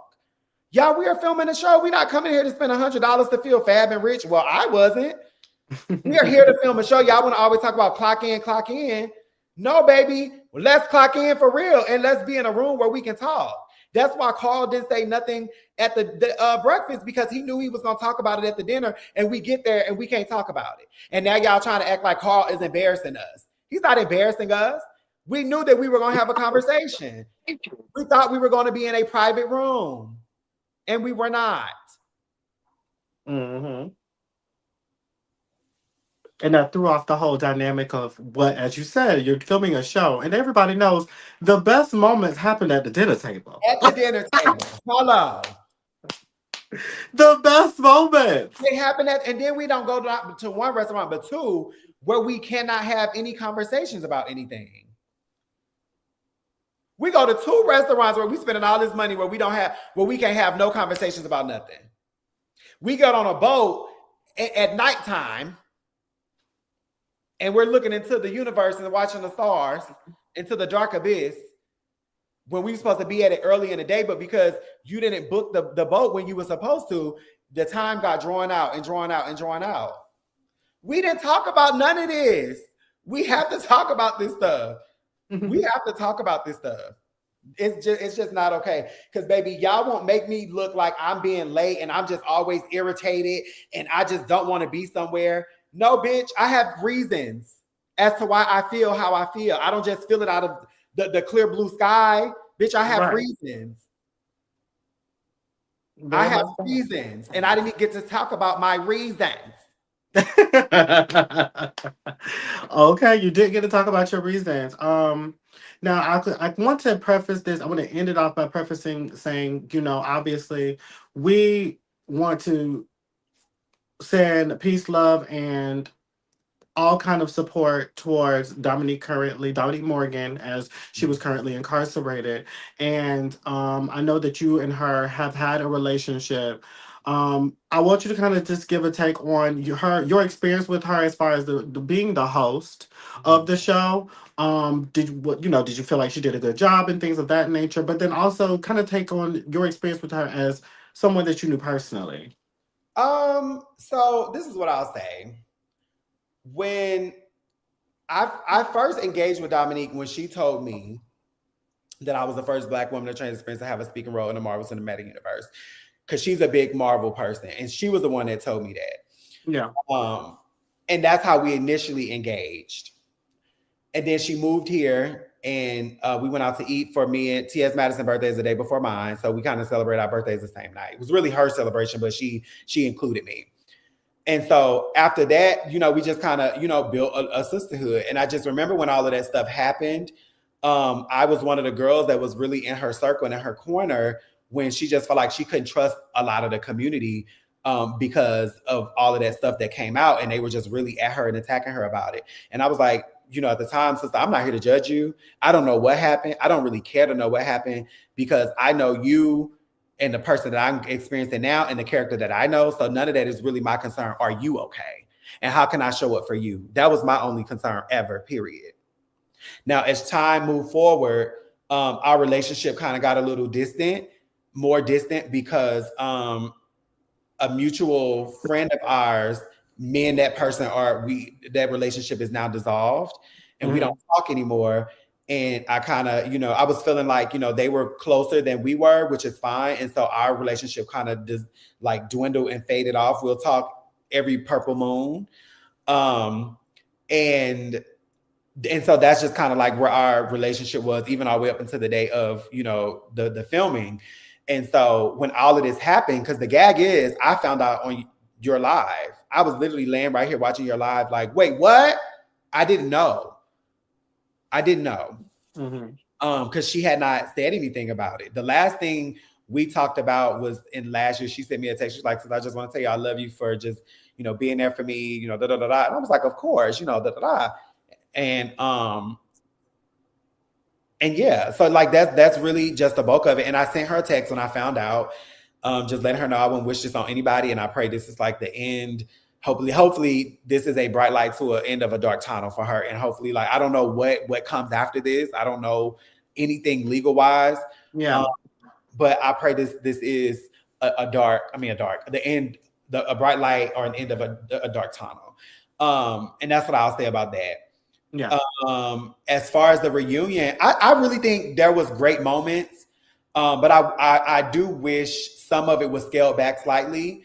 And just more so a Q&A situation where she will ask the question and we just answer. But me knowing her and how she communicates, she wanted to make sure things were phrased right, because she does have a platform and she don't want people to come back to her platform doing what they doing to us, being in our damn inbox. So I got why she was talking probably more than what people expected a reunion host to speak. So yeah, I thought there were really good moments. Then I thought there were moments that were kind of like, all right, let's get to it. Let's move on to the next story and stuff like that. It's just, trial and error. But yeah, I mean, I thought watching it back, my exact words at the end when we finished was, I'm disappointed. Yeah. I'm disappointed about this time thing. And I was kind of scared as to how this will all look when it was edited back. And I was like, you know what? And Daryl, you did a wonderful job editing this based on the time frame that we had and what we did get to discuss. And so that's what I'll say about that. I receive it. Yeah, no, I think that she definitely did a great job. I can agree with you that, sometimes, she did get a little winded, which I can relate because I can be along with it myself. So I understood, but I think overall she did a great job. And again, I wish her well. I really hope everything works out properly and she gets her proper opportunity in court to really defend herself. And again, as you said, there's a light at the end of the tunnel. So we just wish her the best. So to end this off, I'm going to give you, this is going to be finish the sentence. So I'm going to start off a sentence and I want you to complete the statement in any way, shape, or form you like, okay? So, reality TV taught me.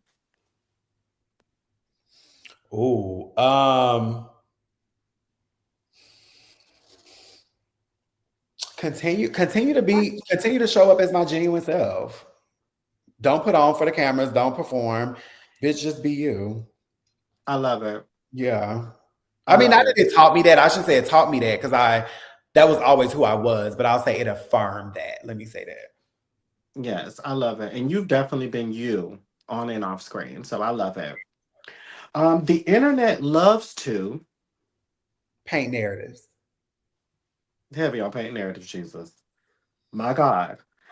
People in Atlanta will support you if You kiss their ass. the biggest misconception about Toni Bryce is She's a grandma. She always want to leave.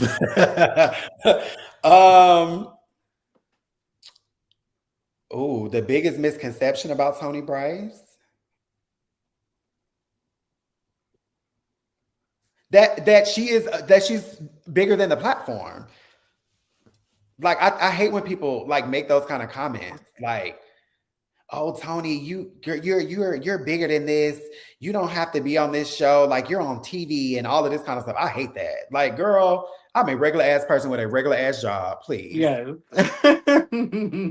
But it just an ode to you how people look at you because you have an aura about you that transcends what you like you say you're an ordinary person like but you have an extraordinary aura and I think that's what people are seeing, you know what I'm saying, where it's like baby you just you exude an energy.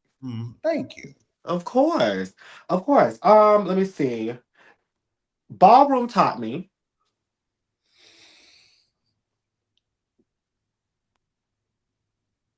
Ooh, motherhood. Motherhood. And what does motherhood mean to you? Um,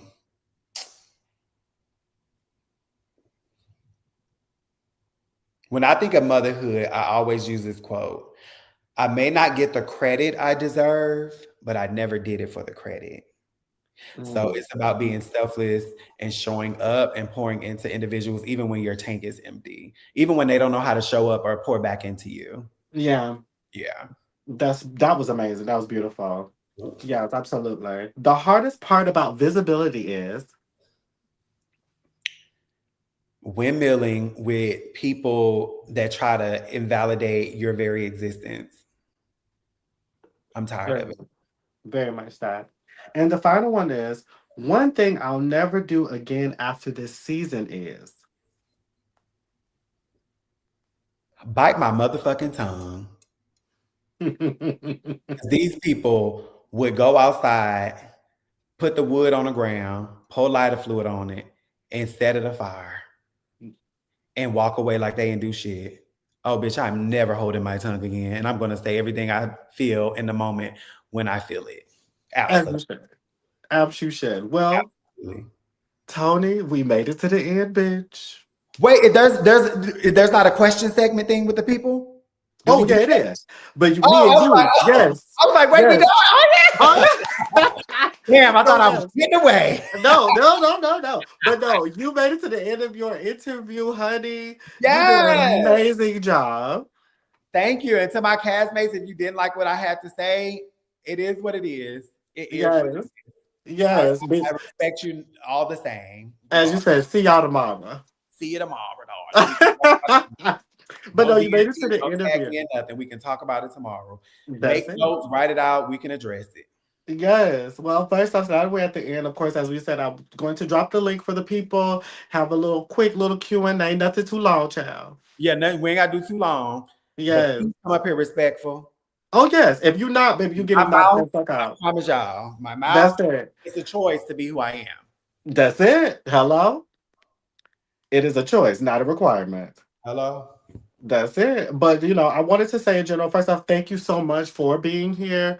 Me starting these interviews was very important for me to do this with you guys. Like I wanted there to be an opportunity for, outside of the series, an opportunity for you guys to really express your thoughts and feelings, not only in the show, but who you are as people. Of course, with y'all being a 10-person cast, an ensemble cast, not everything gets to be seen. Some things get lost in translation. And I wanted this to be the opportunity and forum for you guys to do that. And so Q was first, obviously you were second, and you guys have done an amazing job in doing that. And so you personally, I really enjoyed it. I felt like I'm learning so much more about you. Not even when I was doing my research, of course, but sitting having conversations with you every time we talk, I feel like I'm building a newer deeper, more personal relationship with you. Mhm. I appreciate it. Like, I appreciate you, who you are, what you stand for, and you are always going to be seen over here. So know and understand that you are going to very much be appreciated. Okay.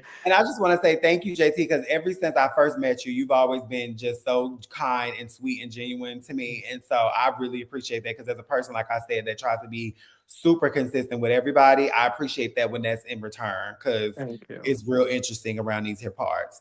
So thank you for being you. Thank you. Yeah. Thank you. Like, it's very important for me to continue to get to know y'all, because you and Nova, like, there's a sisterhood here, and a lot of people may think that's a form of bias. No, it's a camaraderie. Because you people don't realize that we don't get a lot of opportunity to create real relationships with other girls. You know what I'm saying? And when you find genuinity in people, regardless of how other people see it, we're gonna stand in that. Whoever you shown me and what you we build to and you mean to me, that's all I see and that's all I feel. And that's just the gist. Yeah. Okay. But yes, I do appreciate you so much for allowing me to have this interview. This is Thank amazing. you for inviting me on. Perfect Yes. timing. Yes, it was perfect Okay, timing. this very journalism tease. Yes, thank y'all for enjoying this. I've been enjoying this actually. Like, I'm in my Jatavia Walters bag. So Tavia Walters. yes. So I'm trying to ask the people the things. Hi Mocha, how you doing, babe? Hello, hello. I'm sorry. I just realized that you could hear me. Lord have mercy. I didn't realize I had hit mute. I'm sorry. I'm just laying here. I was like, let me run up here because I'm old. And so I'm like, I took my sleep medicine. I sound very old at this point. Yes. I'm But screaming. mother, but hello, good evening, ladies. So Evening. first, I want to thank you for this. And I'm going to tell you, as someone who is a cishet woman who has been watching this show for, I've seen all 7 seasons, so I've Mhm. been watching the show for quite some time. Tony, I appreciate you because this was an exercise of listening to understand and not listening to respond, Mhm. because Yeah. I could sit here in my cishet woman thing and I could explain to you the nuance, but also I'm like, this is not for me to explain anything, it's for me to hear. So Mhm. I appreciate you sharing that. And I hope that you do dig in Mr. Q's ass, because I have noticed this about the cast of people who have never done this before for the newbies. And this is across the board. Yeah, all of y'all are new because everybody was a comment panel gangster. Every single person that was very, very new. And I saw that and I was like, oh, this is new for all of you. Oh my God, today. It's like, oh my God, stop. Because it's like, they're like, oh, well, I can't wait to the reunion. Keep watching the season. And then it's like, we're watching the season. Okay, well, watch the reunion. We watch the reunion. Okay, well, watch what we talked about. Sir, please, stop, stop, stop it. Stop it right now. Just listen to Mother Tony, because I always would miss your thoughts in your Instagram story. I'm like, damn it, I missed her thoughts again. Dang. I think so. I do have 2 questions, and I'm going to land my plane. But my first question is: do you feel like, as an anchor, now that you like came, this is your second season, and you're an anchor, how was that switch from I'm new last season, and I'm trying to like be me in a sea of chaos, and now I'm the anchor? It's like, oh gosh, what am I supposed to be doing? Honestly, I never considered myself an anchor because um I didn't know I didn't know that I was being, I guess, propositioned as an anchor. I don't recall me and Dario having that conversation about it. So I don't know that I was. But what I will say, Hmm. the moment that if I reflect back on the season, the moment that I probably felt that that could have been what I was maybe the lemon squeeze. And that Hmm. just also just based on like how I was trying to navigate the space and like carry the story forward with like trying to resolve the issues. But yeah, I honestly don't know. If I know I've seen comments and people have felt like I was an anchor, Mhm. which is a complete compliment. But I do feel like, in season 8, if I do come back based on what happens tomorrow, Oh, uh, I feel here we like go. I'll try and be more present within the group settings. And Hmm. because I feel like the true testament of an anchor is one that navigates the group and like leads the group. And so that's why I was like, I don't know that it didn't really click or feel that way until the lemon squeeze. Yes, you I'm, definitely I'm were gonna in tell your anchor you. bag. I'm gonna tell you what was the moment for me that gave anchor tease was your sit down with Sammy, Althea, and Tremel. Okay. I Yeah. felt Mm, like that was very anchor tease because you really was not only basically speaking for the group in a sense, not necessarily saying that everything that they saying was correct, because you know how the people like to take shit, but Mhm. like you were speaking for the group in a sense of like the questions that they may have been having for Althea, but not providing them to her. But then Yeah. I also felt like you still was providing her a space for her to answer those questions. You Yeah. know what I'm saying? mm-hmm, And that is to me is what an anchor does, where you are able to facilitate a space for people to Mhm. talk, have Yeah. conversation, and really get an understanding.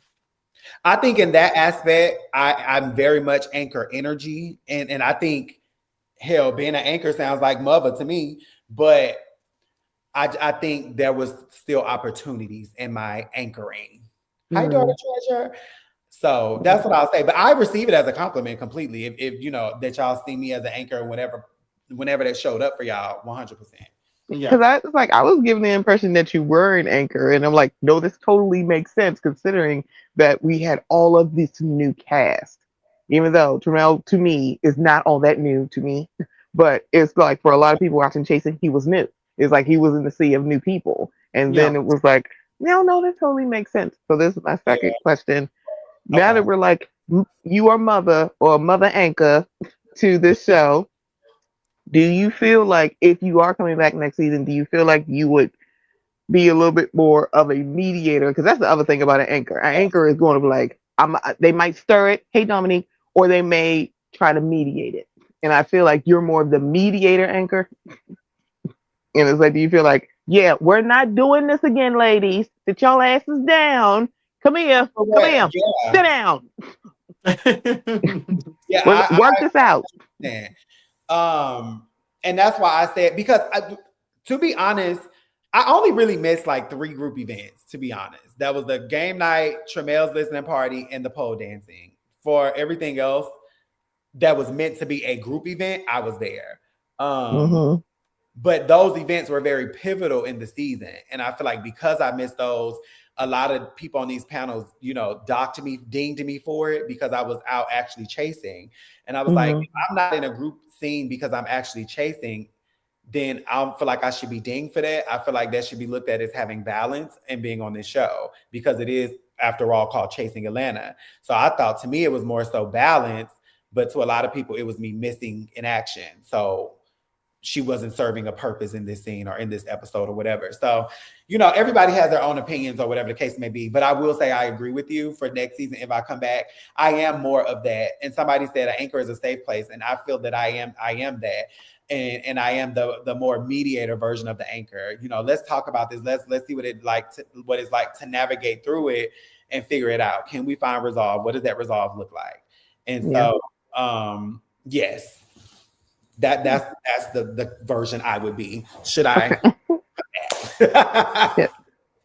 And I'm looking at your outfit. I don't think this is from the reunion, Markel. So I don't think this is from the No. reunion tape. I'm like, This is literally sir, a little please. black house dress that I just wear around the house. I threw a little fur on, some earrings, and a little necklace. Now you can't wear red. It's like, I'm sorry, did you wear that to the reunion? No. Right. Markel is coming out. Markel But be I love trolling. Markel. You know, Markel is so undercover messy. Like, he is not undercover. He is very like, oh no, the covers are off. It's chilly Okay. in the room. There's no covers on. We see Yeah. you, but Yes, we love it. we do love it. Shout out But to Markel. yes, but ladies, thank you so much. Appreciate the time. So thank you. And yeah, Jatavia Hosteen, go ahead and ask all your go ahead, JT Hall. Go ahead. Ask Yes, all come on, investigative journalism. Come on. yes, honey. I do all my research, and my research is fact. Hello. Hello. I speak on facts and facts only. Thank you. Okay. But All thank right. you so much, Mocha. We Thank appreciate you, you. So Mocha. thank you so much, ladies. Have a good night. You You too, too. babe. Bye. Hi, welcome in, babe. Hey, how you doing? Good. What's your name? My name is Jamon, but I go by Fashion Killer. Come on, Fashion Killer. What's Tia? What do you have? What questions you have for So, Tonette? Miss Tony, I want to say I do love you. You've been like, even with me coming into, I'm just getting into the ballroom scenes, and I understand what you told Nova. You just can't get into ballroom and thinking you're going to walk. You actually have to study ballroom. I'm 38 years old and I'm studying ballroom to this day because I just don't want to go out there and make a fool of myself. So I Mhm. truly believe you on that. My thing with Nova is Nova don't need to come back. I'm gonna tell you like that. Nova, don't bring her back because she was messy from the get go. First of all, you starting with Mother Tony. I didn't like that. Don't come at Mother Tony like that at all. And she just kept. A lot of people come on this show like it's Housewives of Atlanta, and I don't like that. But Mother Tony, I don't have nothing bad to say about you. But they do need to bring Carr back, and I like Carr because Carr put me in the mind of the previous since season one. I've been watching Atlanta since season one, so they need to bring Carr back. They need to bring Mother Tony back. They need to don't bring Q back because I don't know what Q really did. I don't. I mean, yes, okay, he was a fashion, but if you go on his page, what fashion did he bring? Yes, he okay. He had moments where he had events. That's it. That's cute. Okay, you had events, but what fashion did you really bring to the show? Um, to me, when you bring fashion to the show, would be I can't think of his name, but I know he made the dress for Jay Moore. um I can't think for not Nova, but the other young lady. How about Jay Moore? Yeah, Jay Moore. He brought fashion to Chasing Atlanta. Like he showed his fashion. That's a fashion person. That's a fashion. That's when you say you into fashion, that's fashion. Mm-hmm. What Q did, no. Let no. And then Dario, I want what you are bringing to this platform. I thank you. The only thing I would have to say with Dario is stop getting in the comments and going back and forth with people when they have things to say about the show. That's the only thing I have to say about Dario because you're doing a great job. Like I said, I've been watching this since season one of Atlanta season. I like Dallas. I've been watching it for the longest. And that would be my only that would be my only thing. But please bring Carr back. Please bring Carr back. I love Carr. Yes. Well, before we Carr let you was a go, straight up fool, but he was the best. do you have a question specifically for Tony? Um, the only question I would ask Miss Tony, this would be about ballroom. Mhm. Me getting into ballroom. Do my question would be: do I need to start in like a Kiki scene, or do I need to go grand? Because I want to do basically fashion and walking. So do I need to start off in the Kiki scene just to get my foot wet, or do I just need to jump out there? No, I would say jump out there because the Kiki scene is more. I mean, really, these days it's based on where you live and what scene you're in, but it's really geared towards like youth and young adults. So, like in that 20s, teens and 20s age range. That's why I also retired because now I'm 35. But I would say just jump out into mainstream, and I would say find you a house that not necessarily to join, but that you feel comfortable enough with to maybe practice with, and just go from there. But I say jump out into mainstream. To be honest, the Kiki scene is fun, but there's more. The mainstream offers you more reward for your work with the statuses and with the houses and with more recognition and visibility. The Kiki scene is fab. Don't get me wrong, but it's supposed to be a key. Mainstream is supposed to be for the big league. So I would say get out there in mainstream. Okay, because like I said, I've been look. That's why if you look at my name and my name, Fashion Killer 007, I Mm. get 007 from because I know in ballroom you basically but 007 means that you don't have a family. Yeah, So you're not. that's why. So that's why I use that it's the end of my name as 007 because I do want to get into ballroom, but I don't have a family. I've been looking at different family to get into. I've been looking at the Ebony's, the Ebony's been the main one that I've been looking at because I know a lot of people in that family, but that's been the main one. But I really want to start off like by myself just to see and then gravitate towards a family. For sure. And I think it's rewarding too when you start off on your own 2 feet and you prove to people that, hey, I don't need a house to be impactful on the floor. But now that I'm going to join one, what can you bring to me? How can you help me further develop what I'm bringing? So yeah, I agree. I say get out there, do your big one, be a 007 for as long as you need to, and just continue to build your village so you can have those people to practice and iron sharpens iron. So Absolutely. Well, thank y'all for bringing me in. And again, I love the show. Bring Carl back. That's what I must say. Please bring Carl. I love Carl. Carl, you is crazy, but he put me in the mind of K Michelle. That's why I love him. I'm a K Michelle fan, and he give me a K Michelle attitude. So please bring him and Tony back. thank I you. love that. All right. Thank you so much, babe. Go ahead, Fashion Killer. Come Carl on, said Pastor Fashion Killer. Killer stands on business, honey. Hello. Hi, Lily. How are you? I'm good. I have first of all, I love you, Tony. To the Oh, moon and back. I've done a couple Pride events that you helped with in Atlanta. oh And I think you were really? the sweetest person in person that I probably have ever met and had to work with that was a celebrity in any shape or form. Thank Second of you. all, I This have to is why I say, say you got to be consistent with everybody. So yes. you got to be consistent. And I had to say earlier, as somebody that also gets that all the time, I am never above a paycheck. So I completely understood what you meant. But mine is a two-part question. So I feel like, and I wanted your opinion on, I felt like the comment section, whether you like Nova or not, got real transphobic real quick. And I felt like it was an excuse from anybody of any color to be transphobic against a Black woman in those comments. Mm-hmm. But my follow-up to that is, even if you acknowledge the things that Nova or Althea did, do you feel like Althea either left or could leave if she came back with an understanding of the queer experience at all from her viewpoint? Great question. Okay, say that last part again for me. So do you feel like either Althea left with an understanding of the queer experience being around older queer people, younger queer people on your cast? Like, did she leave with any real understanding of the queer experience? Or do you think if she was invited back and there was a different vibe to it, that she would be able to gain a queer experience?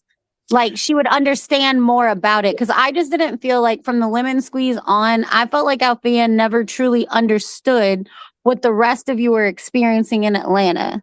And it's a hard market in Atlanta to make it as a queer person. No, I would say the latter. I feel like if she came back and she really allowed herself to be around the group without feeling like she has to say something or relate to the group, but just simply be present and be present for the experience, I feel like she would be able to like really learn more. Because honestly, what Dominique said at the reunion made sense, having an affiliation or association with queer people versus the queer community is two different things.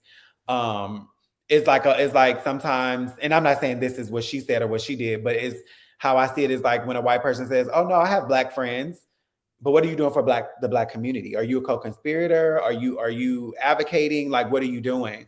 And so that's what I think Dominique kind of alluded to, with that comment. And I think it's a valid comment. And I feel like because of what happened, she, as she said in her confessional, she distanced herself. She needed time away. She needed to take a step back. And so I guess taking that step back and removing herself from the group, it didn't give her that time to really get to know all of the people and have the experience that she probably could have got. But I feel like based on how this season went, and if she comes back or if she's invited back for next season, I feel like she'll come back with a different energy, ready to be present and just receive whatever it is that she can learn from it. I hope, at least. Well, I think that's the thing. You have to be able to want to learn too. And it seemed like at a certain point she wanted to, but at the same time, it's a tough It's a tough, and Georgia period is tough, Mhm. but Atlanta is not an easy place as a queer person to make a name for yourself or get forward. And Mhm. at the same time, I just didn't like, I was listening to the TikTok side of it for a while earlier. I agree. I don't think there was an innocent person in that situation. But it's not okay to allow, if you're saying that you're an advocate or an ally, to know that you're harboring an environment too that's transphobic against another woman of color. Like, it's crazy to me. But it also seemed like they were young, and everybody wanted to talk about ages with Carl and Tramel. But baby, that's because we know when to shut our mouth and when to speak up. Some of Yeah. these young kids did not seem to know when to just shut up We this know how to season. hold it with a fold, as the seasoned people say. Yes, because Okay. you know what? I might be at my house at 9 o'clock, but I'm not staying nowhere where nobody else can show up on time, and I'm not being a part of no mess. Hello, somebody. Thank Bingo. you, Miss Tony. That was my only question. No, thank you. I appreciate you for that question. Thank you. Yes. Thank you so much. It was a great question.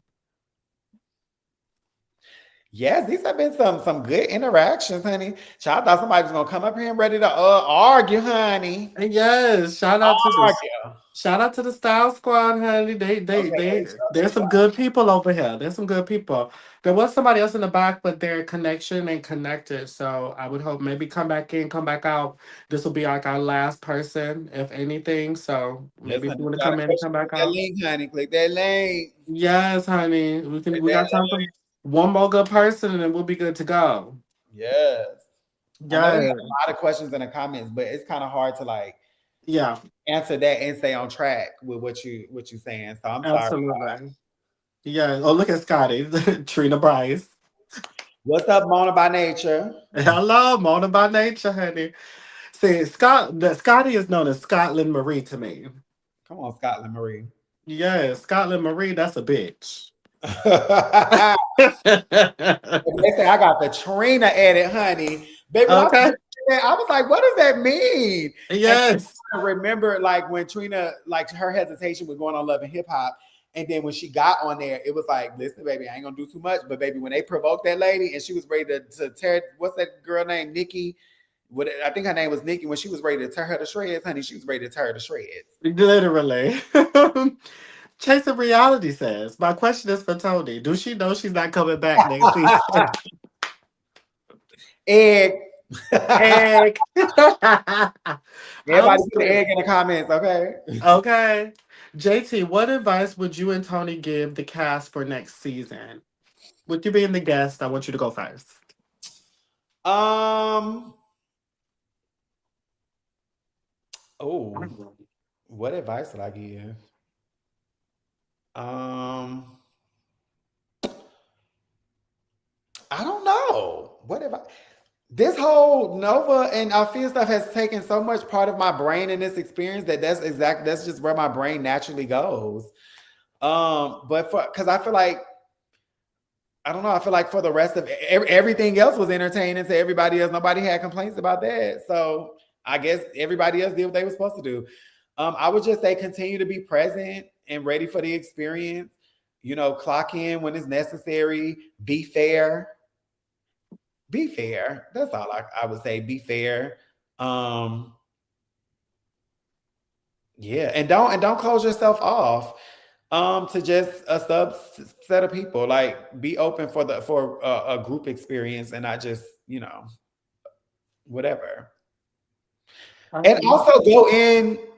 I think the great part about reality sometimes is we have issues one season and then we come back. I think everybody gets to like have a redemption arc, and even if it's not like because you did something crazy, maybe it can be a relationship, a redemption in a relationship or a friendship.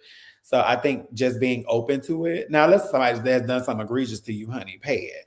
But yeah, just be present, be open, allow for some redemption. Yeah. I gave some individual advice last night to everybody. But as a whole, I'm going to say communication is key.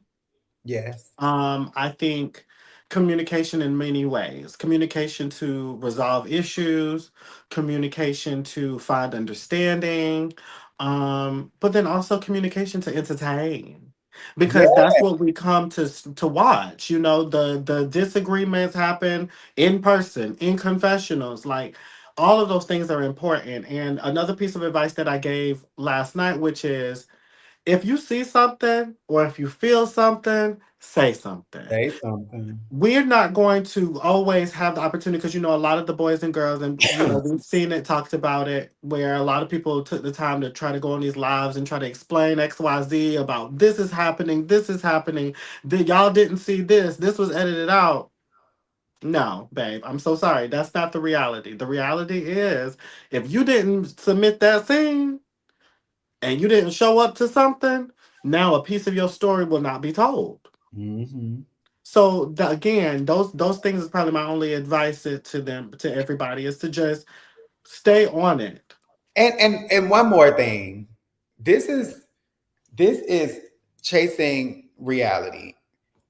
Everybody compared this season, not compared, but they uplifted it on a level of Real Housewives, right? Mm-hmm. They not scrapping and fighting on Real Housewives, but they are throwing shade and reading down. So be okay with shade. Be okay with reading. Be okay with having verbal sparring matches. Don't be so angered by what's happening that you're blacking out and you're ready to fight all the time. Right. Like, let's not do that. Let's not do that. Absolutely. And this question was the person that was in back, but they had audio issues. Sorry, audio is having issues, but question is if another cishet woman or Fifi herself returns next season and a similar situation arises with Nova, will your opinion change? Is Nova the denominator? That's not happening. Mm-hmm. I that's not happening. Correct.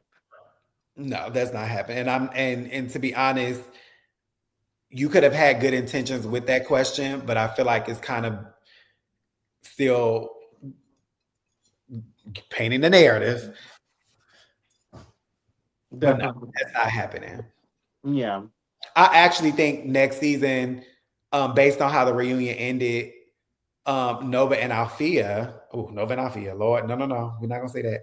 Nova and Noelle would have a more interesting time, and I'm more so not excited for the foolishness, but excited to like see them work through that and have actual conversations because that exchange was they both felt that they both were emotional about that, and they both felt a way about that and what was said. And me and Noel even talked after that because he felt bad based on what he said, and I had to give him some perspective too.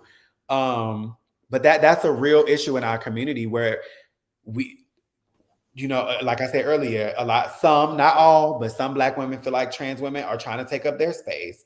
Then some trans women feel like non-binary people are trying to take up their space. It's like everybody's fighting for space when the space is big enough for us all, baby. Yeah. It's big enough for us all, boo. And what I always say, the reason why we need to stick together is what happens to the least of us will happen to the most of us. Don't get it twisted. So yeah, but that's not happening with Nova. I think based on how this season went for her, I honestly don't even know how Nova will get through next season and feel comfortable clocking in, if I'm being honest. Yeah. Very much so. And I think that this was a learning experience for a lot of people in this situation. A lot of newbies came into this season. So it's like people are not going to do the same song and dance. I firmly believe that people are not going to be the same people that y'all met here. I remain steadfast in that because again, there is obviously a differentiation of experiences with these people because y'all are just watching them on TV. We actually are physically experiencing getting to know these people. And with that comes the grace of there's more to what this person has shown us here. Yeah. And so there's so much room for everybody to grow. And I'm excited, if everything goes, how everybody see it going into season 8, I'm excited to see how people maneuver it. I genuinely am. Me too. And also just keep in mind that nobody's guaranteed a contract for next season. No matter how well you perform, nobody's guaranteed. And everybody has to go through an evaluation. So everybody has to go through an evaluation based on their based on their performance. And what I'm going to say firsthand is that, and the reason why I answered the question the way I did answer that question, this Nova and Althea stuff can never happen again. That's never happening again. No. And I've already said, and this wasn't like an ultimatum or threat, but this is more so to protect my own mental health. Bitch, if y'all thought that was going to happen again, I wasn't going to be on season 8 because this shit is exhausting. Have to deal with all of these comments about narratives being painted. I'm tired of that. I'm not doing another season of that.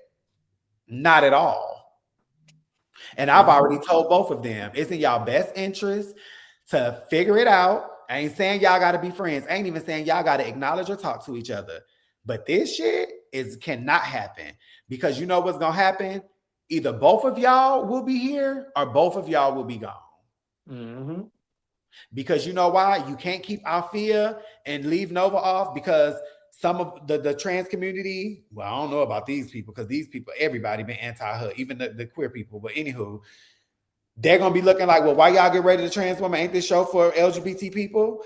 And then you get rid of Althea. Well, why y'all get rid of the cis woman? Because y'all didn't want her to be a part of the group no more? So it's either they both stay and figure it out, or either they both go, and we just have to move on with, you know, and again, I've told both of them this. This got to end at some point, and that's why I was so disappointed about last night. I was so disappointed about last night because y'all had made some waves at that reunion that wasn't caught on, well, that y'all didn't see. Let me say that. We'll see in part 3 or whatever. But they had made waves. So to take 10 steps forward and then 30 steps back was insane to me last night. And that's exactly what happened. That is exactly what happened. Y'all want Nova to apologize. Y'all want to hold her accountable. Well, guess what? There was something happened. Something happened, a positive. We'll see it. Y'all see it next Wednesday. But that's what happened on that panel last night. It wasn't indicative of what we know to be true in reality. Correct. So you take 10 steps forward and now 30 steps back.